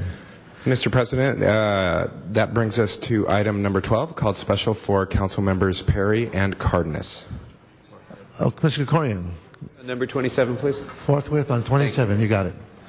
Okay. So that brings us to item number 12. Councilmember Perry. Does the chair want to speak? Okay. All right, okay. Do you want me to go ahead? Well, who would like to speak first? Yeah, okay. I'm glad that the CLA and the CAO report is recommending that the city opt in and become the housing successor entity. I think it's the responsible thing to do to protect the approximately 29,000 units of affordable housing that we have in the pipeline. Now, I know that there are some risks associated with becoming the housing successor entity, but I believe the risks are far outweighed by the benefit of helping to preserve and monitor this important housing stock. For the past 10 years, I've had the privilege of working with the Redevelopment Agency and the Community Development Department in collaboration to develop a number of transformative affordable housing projects such as the New Carver and the mixed-use project at Adams and Central. Now, if the city opts in, there will be a lot of new work and responsibility shifted to housing, but I'm confident that with the oversight ordinance, which is coming in next week, we will be able to manage these assets better than we have in the past. I remain concerned about properties purchased by the Redevelopment Agency utilizing mixed funding sources and their ultimate disposition and what that will be. I have a few pending projects in Council District 9, including Slauson and Wall, 69th and Main, and those must be maintained for housing development. So I'd like to ask that if the city decides to become the successor housing agency, that the CLA, the CAO, and the Housing Department report to Council with a full listing of housing assets on enforcement obligation payments, whatever's on the schedule there, and a list of every housing asset that has mixed funds and may be vulnerable to approval by the Department of Finance and Oversight Board. And I think LAHD is reporting back to us on funding and staffing needs if they become the successor housing entity. However, I would like to know if there are any preliminary estimates that could be shared with us this morning, and if Mr. Guthrie can just answer that at all. Yeah. We have about 50 seconds left on that time. Mr. Guthrie would like to come on up and answer the question. Councilor Cardenas, we do have some cards. We've been advised we open the public hearing. Would you want to open up first before you speak? So we'll let Mr. come on up, sir. You can answer Councilor Perry's question, and then we'll move on to public hearing. Yes, Doug Guthrie, General Manager for the LA Housing Department. Councilwoman, would you please repeat the specific question? I wanted to know if you had any initial estimates regarding staffing needs as you absorb this new volume of work. Well, it's a significant volume of work. As you said, there are 29,000 units that either in the pipeline or already have existing affordable housing covenants that would be at risk if we did not absorb this. So we currently manage approximately 20,000 units with affordable housing covenants. So that would increase our workload, but I believe that we're well positioned and staffed to be able to take that on. We will be reporting back to Council here very shortly with the transition plan as to what the staffing implications are for taking on this volume of work. Okay, thank you.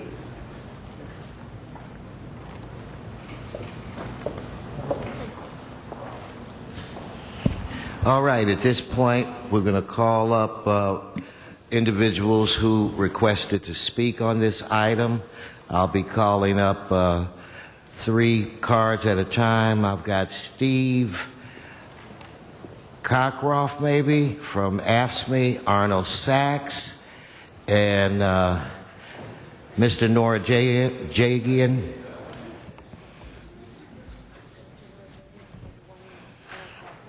Please, go on, Steve. Thank you, members of the council. I spoke this morning at HCED, so I apologize for any comments that are repetitive, but I did want to at least note for the other council members who didn't hear that we appreciate the CLA and CAO's complement of the redevelopment employees that we represent. They acknowledge that our members can do the work of both HACLA and LAHD. And we think that's pretty impressive and needs to be taken into account. We also raised the issue with respect to a comment that the CLA and CAO's report made a distinction that there is not an obligation to take on any of the CRA employees. And we raised an issue with respect to our MOU this morning.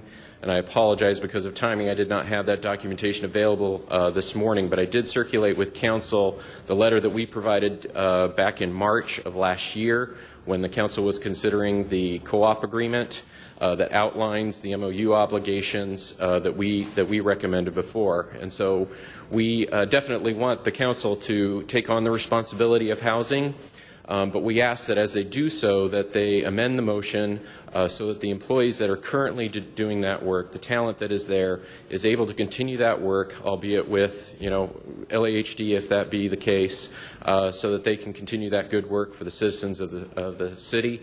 And we respectfully ask that you do so. Thank you very much. No, thank you, Steve. Okay, it's my understanding Mr. Sachs is not here.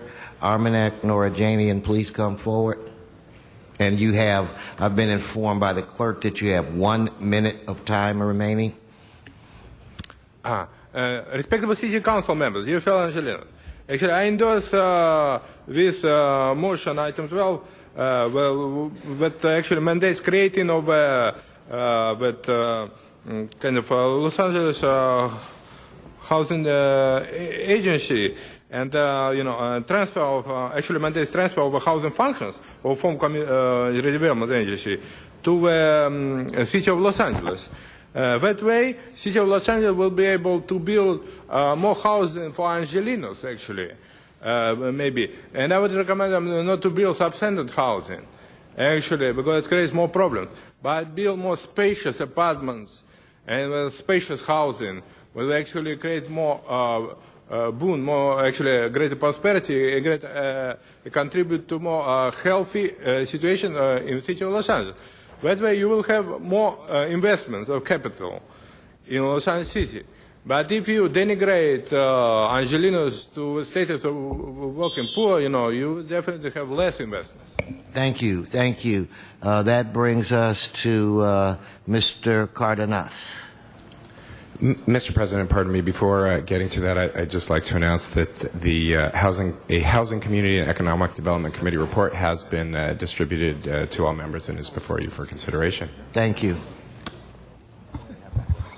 Where was I? The main thing that I'd like to get clarified in council is one of the requests that we made of the staff between the committee this morning and the council is to ask that the city attorney, the CLA and CAO convene and be able to answer this question. So I don't know who from those parties are going to answer this question regarding the MOU that the current CRA employees have, how that is affected and the analysis that's going to take place, and how long do the staff from the city need in order to answer that question accurately to the legislative body of the council, the city council the city council. It's important for us to understand when we can get that clarity.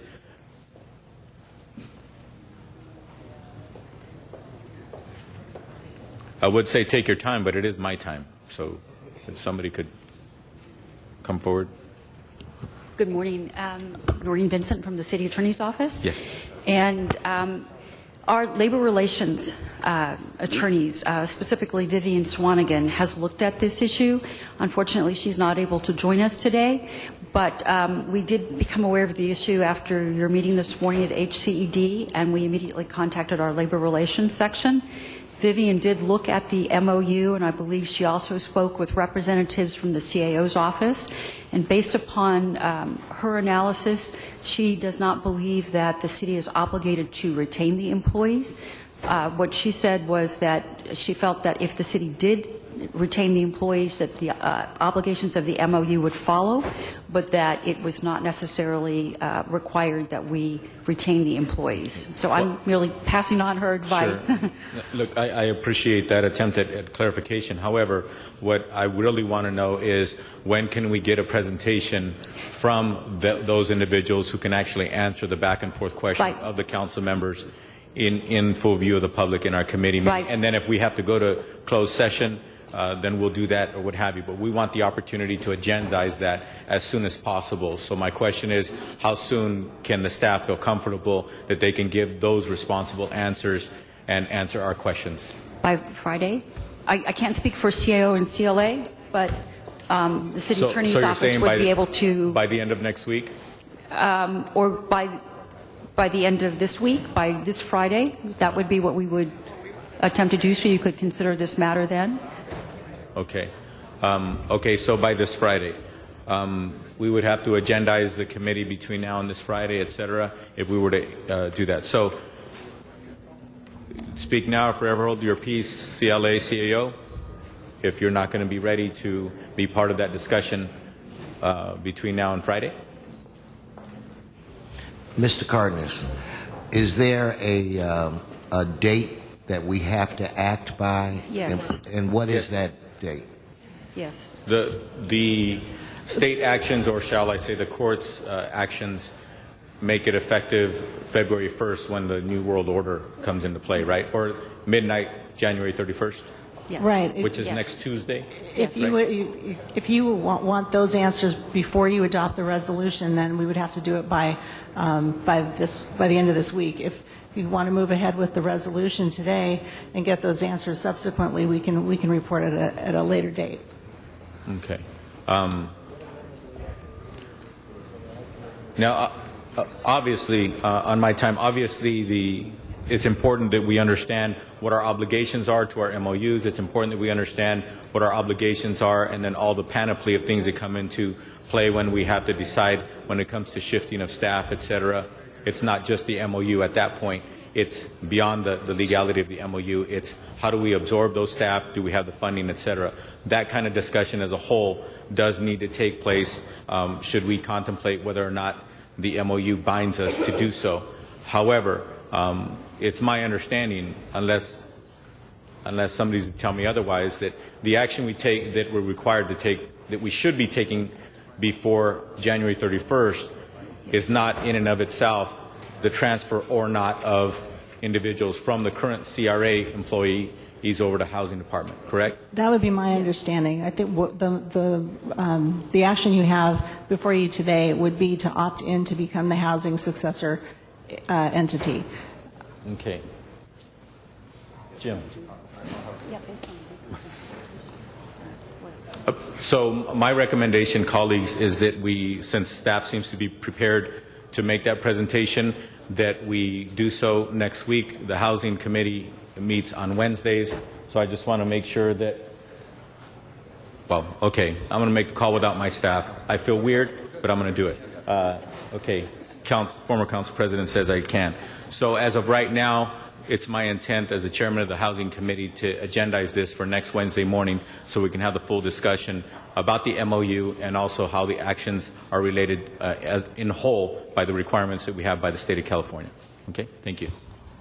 Okay, so Mr. Cardenas, we will vote to move forward, but then we will get the details a week from today.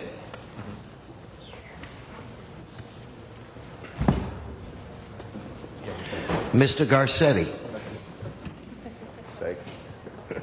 Thank you very much, Mr. President. Thank you. I know there was a discussion about this in council, but I'm glad to see this piece at least moving forward and staying within the city. I think that there is not only a need to continue the work that the CRA did on housing, but also for the people who have that expertise to be taken care of as well.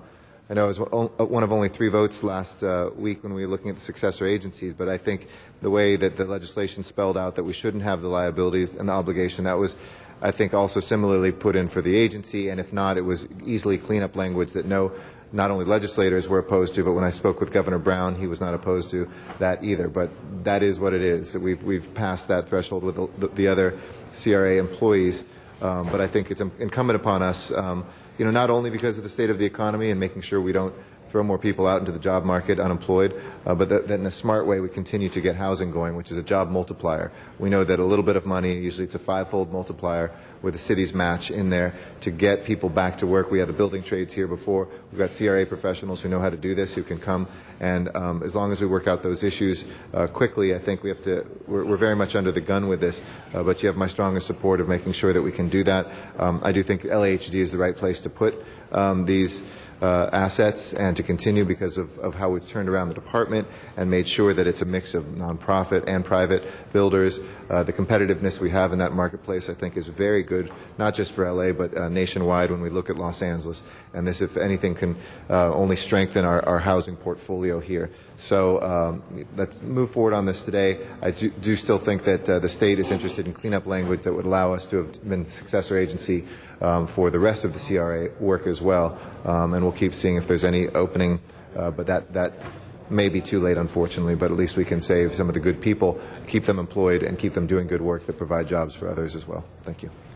Thank you, Mr. Garcetti. Seeing that there are no more members on the queue, Mr. Clerk, I believe we're going to vote on the resolution. If you could explain.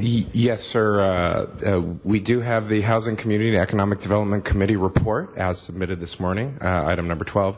And we do have motion 12A, that's motion Perry Cardenas, which essentially reiterates or remunerates Councilmember Perry's motions that she expressed at the beginning of discussion. So 12A would be friendly, and you can vote on both of them together, sir. Okay, then, without objection. Let's open the roll. Close the roll. Tabulate the vote. 11 ayes. All right, next. Mr. President, this brings us to special item number 1. I believe the city attorney will speak to the findings. All right. Please, Mr. City Attorney, proceed. Thank you, Mr. President. Since the posting of today's agenda, the LAPD has requested that council offer a reward for information leading to the arrest of suspects responsible for the stabbing death of Min Yin on September 2nd, 2011 at approximately 8 a.m. at J. and Lewis Corp. at 1320 East 18th Street. Immediate action is required for the safety of the community. Council must first make findings pursuant to Government Code Section 54954.2 before considering the substantive motion. Okay, let's vote on the findings and then Mr. Cardenas, I think. So let's open the roll, close the roll, tabulate the vote. 11 ayes. Okay, Mr. Cardenas. Forthwith on 12, please. Item 12, forthwith. Oh, okay, on items 12, forthwith.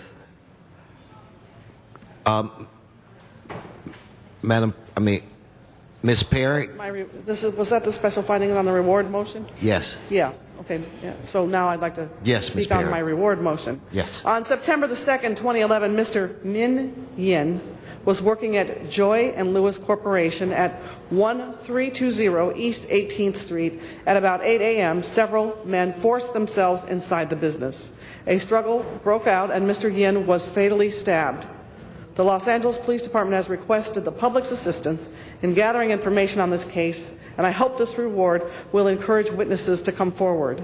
Anyone with information is encouraged to contact Detective Arroyo at 213-486-6840, and I hope that we have an aye vote. Thank you.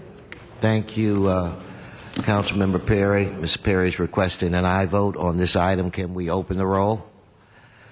Close the roll. Tabulate the vote. 11 ayes. All right. Next item, I think, is special 2. Yes, Mr. Clerk. President. Or Mr. City Attorney, I'm sorry. Since the posting of today's agenda, the CRA has communicated that it will not issue payments that have not been authorized after today's date. The fund transfers and appropriations on CRA contracts with KLM Associates and Department of Public Works Office of Community Beautification that are on Friday's agenda thus must be acted upon today. Council must first make findings pursuant to Government Code Section 54954.2 before considering the substantive motion. Okay, let's open the roll on the findings. Open the roll. Close the roll. Tabulate the vote. 11 ayes. Okay, on this issue, let's now have the regular vote. So let's open the roll, close the roll, tabulate the vote. 11 ayes. Mr. Clerk. Mr. President, Council has motions for posting and referral. They're posted and referred. The desk is clear. All right, members' announcements. Announcements, members? Okay, could we rise now for, or did you have an announcement, Mr. Rowe? Let's rise. All in the council, please rise for adjourning motions. And Mr. Englander? Thank you. Okay. Colleagues, I'd like to adjourn in memory of former Santa Clarita Mayor Clyde Smythe, who died Sunday night at Henry Mayo Newhall Memorial Hospital at the age of 80 years old. Smythe was named Santa Clarita Valley Man of the Year for his many achievements. He and his wife, Sue, moved to Newhall in 1971, where they settled to raise their 2 sons. Sue became a teacher with the Newhall School District, and the family became involved in the community. Over the years, Smythe was active with the Santa Clarita Valley Rotary Club, the Boy Scouts of America, and boards of Henry Mayo Newhall Memorial Hospital and the Santa Clarita Valley Boys and Girls Club, where his philanthropic leadership helped both charities grow significantly. Smythe earned a unique nickname, Landslide Clyde, when he won a seat on the Santa Clarita City Council in 1994 by only 16 votes. It was the first election in the city history where votes were recounted. He went on to serve as the city's mayor in 1997. Clyde's son, Cameron, a close friend of mine as well, followed his father into the political foray, joining the city council in 2000 and served 2 terms as mayor before being elected to the assembly in 2006. May Clyde Smythe rest in peace. We can have all members, as a former elected official who passed away recently in our region, I think it would be appropriate. No, I agree with you. Mr. Garcetti. Thank you very much, Mr. President. On behalf of myself and our council member-elect, Joe Buscaino, I'd like to adjourn today in memory of Steve Saggiani. We're greatly saddened to learn of the death of San Pedro resident Steve Saggiani, who was killed tragically this past Thursday evening, January 19th, while performing his duties as a longshoreman at the Port of Long Beach. While working as a longshoreman, loading and unloading the ships that import and export the conveniences of modern life, we know it's exhausting and dangerous work, and it's one of the reasons that the slogan that the longshore workers live by, an injury to one is an injury to all. And literally today we feel this pain and sorrow and the loss of one of their own. On behalf of the City of Los Angeles, I'd like to express my deepest personal sympathies and condolences to the Saggiani family on behalf of myself and Councilmember Buscaino, and to all of his brothers and sisters of the ILWU. Steve, may you rest in peace, and may God watch over your brothers and sisters as they continue to handle the world's freight while providing for their families. Thank you, Mr. Garcetti. Mr. Krikorian? Thank you very much, Mr. President. I respectfully ask that we adjourn this meeting of the City Council in memory of Bert Bonet, who was known as the King of the Cowboys and was in many ways the heart and soul of the equestrian community of Los Angeles. Bert passed away at the age of 101 last Sunday. He would have been 102 next month. I had occasion to go to his 100th birthday party recently, and he was fit as a fiddle.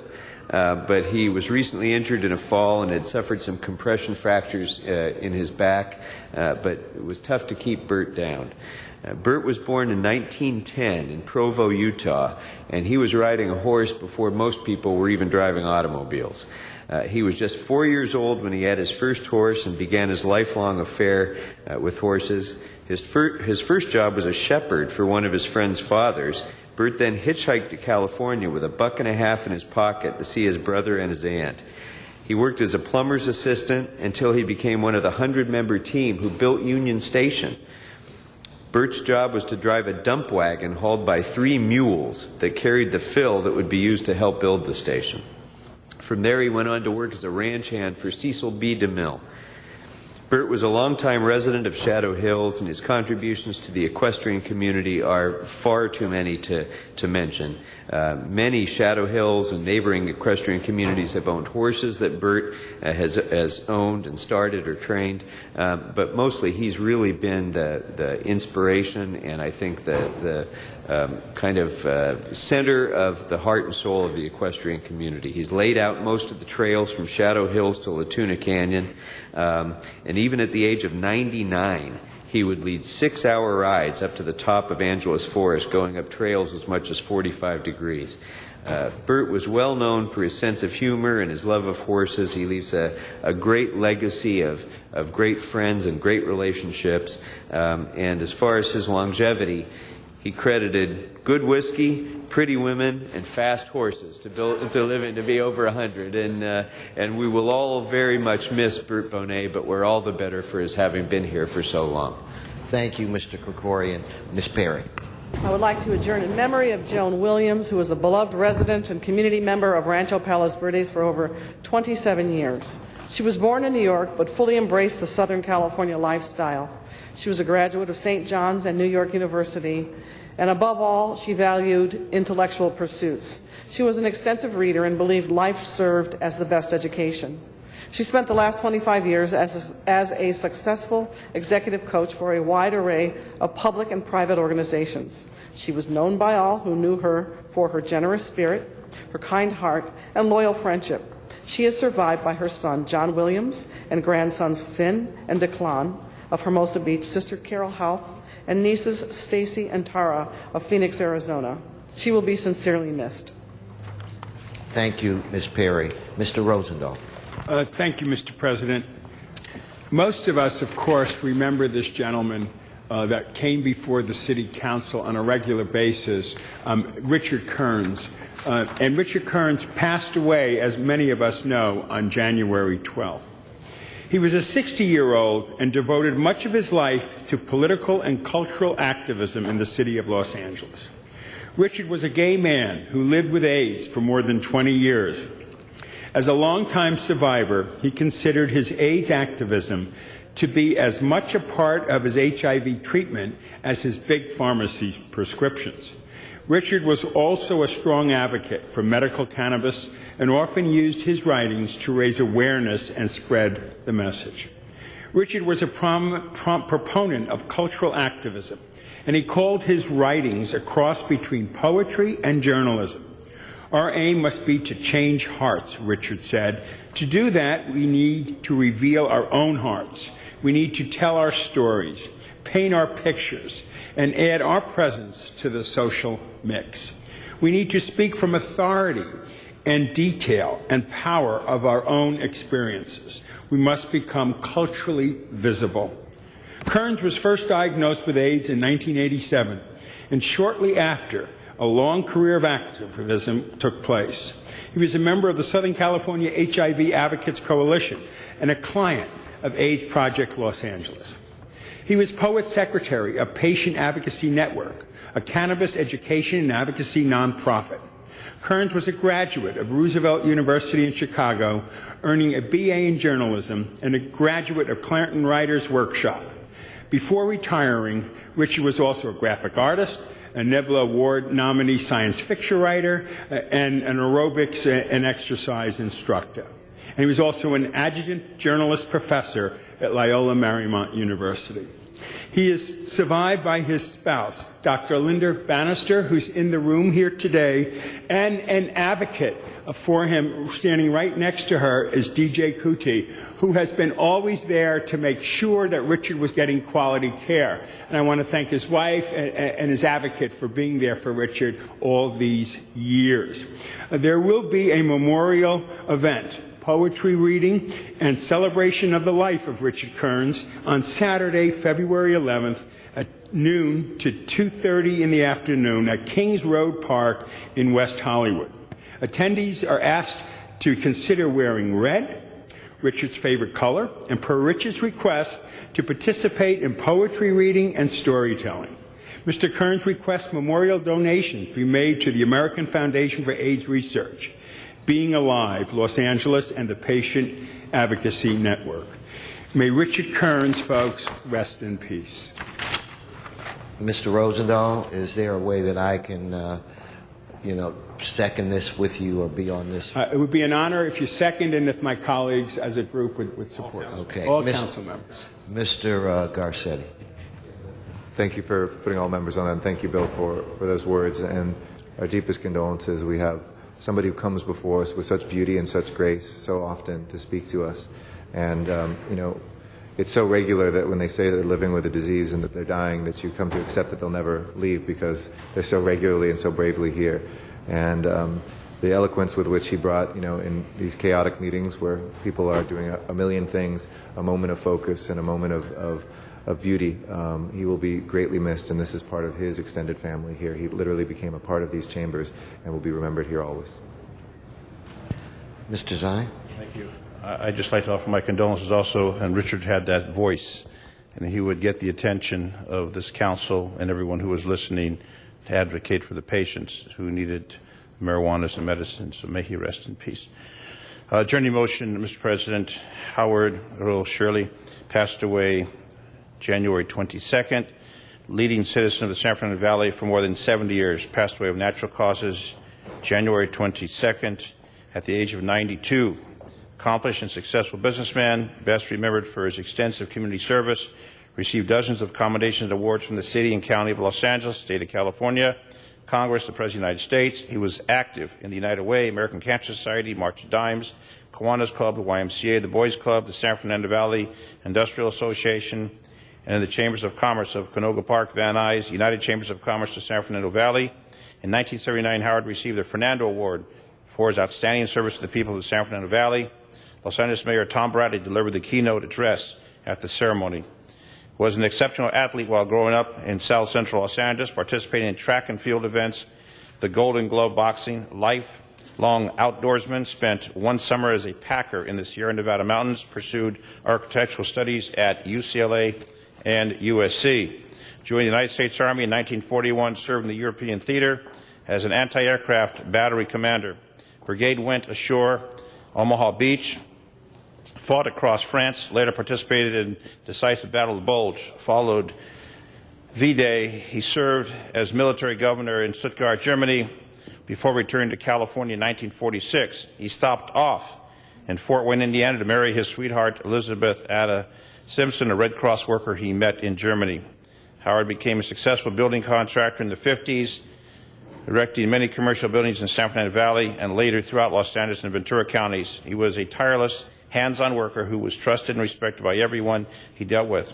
Founding member of the Elder of the First Presbyterian Church of Canoga Park, board member of the Valley Presbyterian Hospital in Van Nuys for 40 years. Last big project was the construction of the Airtel Plaza Hotel in the Van Nuys Airport in 1984. As part owner of the Service Hotel, participated in the management of the property for more than 20 years while continuing with his community service activities. Howard and Beth traveled extensively in the 80s and 90s, once navigating the globe and crossing Eurasia via the Trans-Siberian and Chinese National Railway systems. In their later years, Howard and Beth lived in Ventura County in the rural community of Box Canyon on the property first purchased by Howard's father, Frank Shirley, in 1927.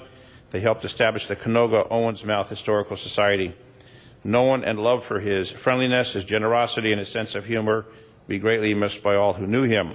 Memorial service will be performed at the First Presbyterian Church, Canoga Park, 22103 Van Owen Street, Canoga Park, 2 p.m. on Friday, January 27th.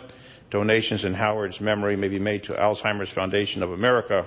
Survived by his wife of 65 years, by his children, James, Maureen, Shirley, and Linda, John Matson, and 4 granddaughters, and an additional 4 great-grandsons.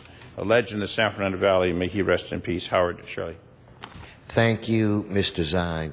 Members, there no more business before this House. We are adjourned.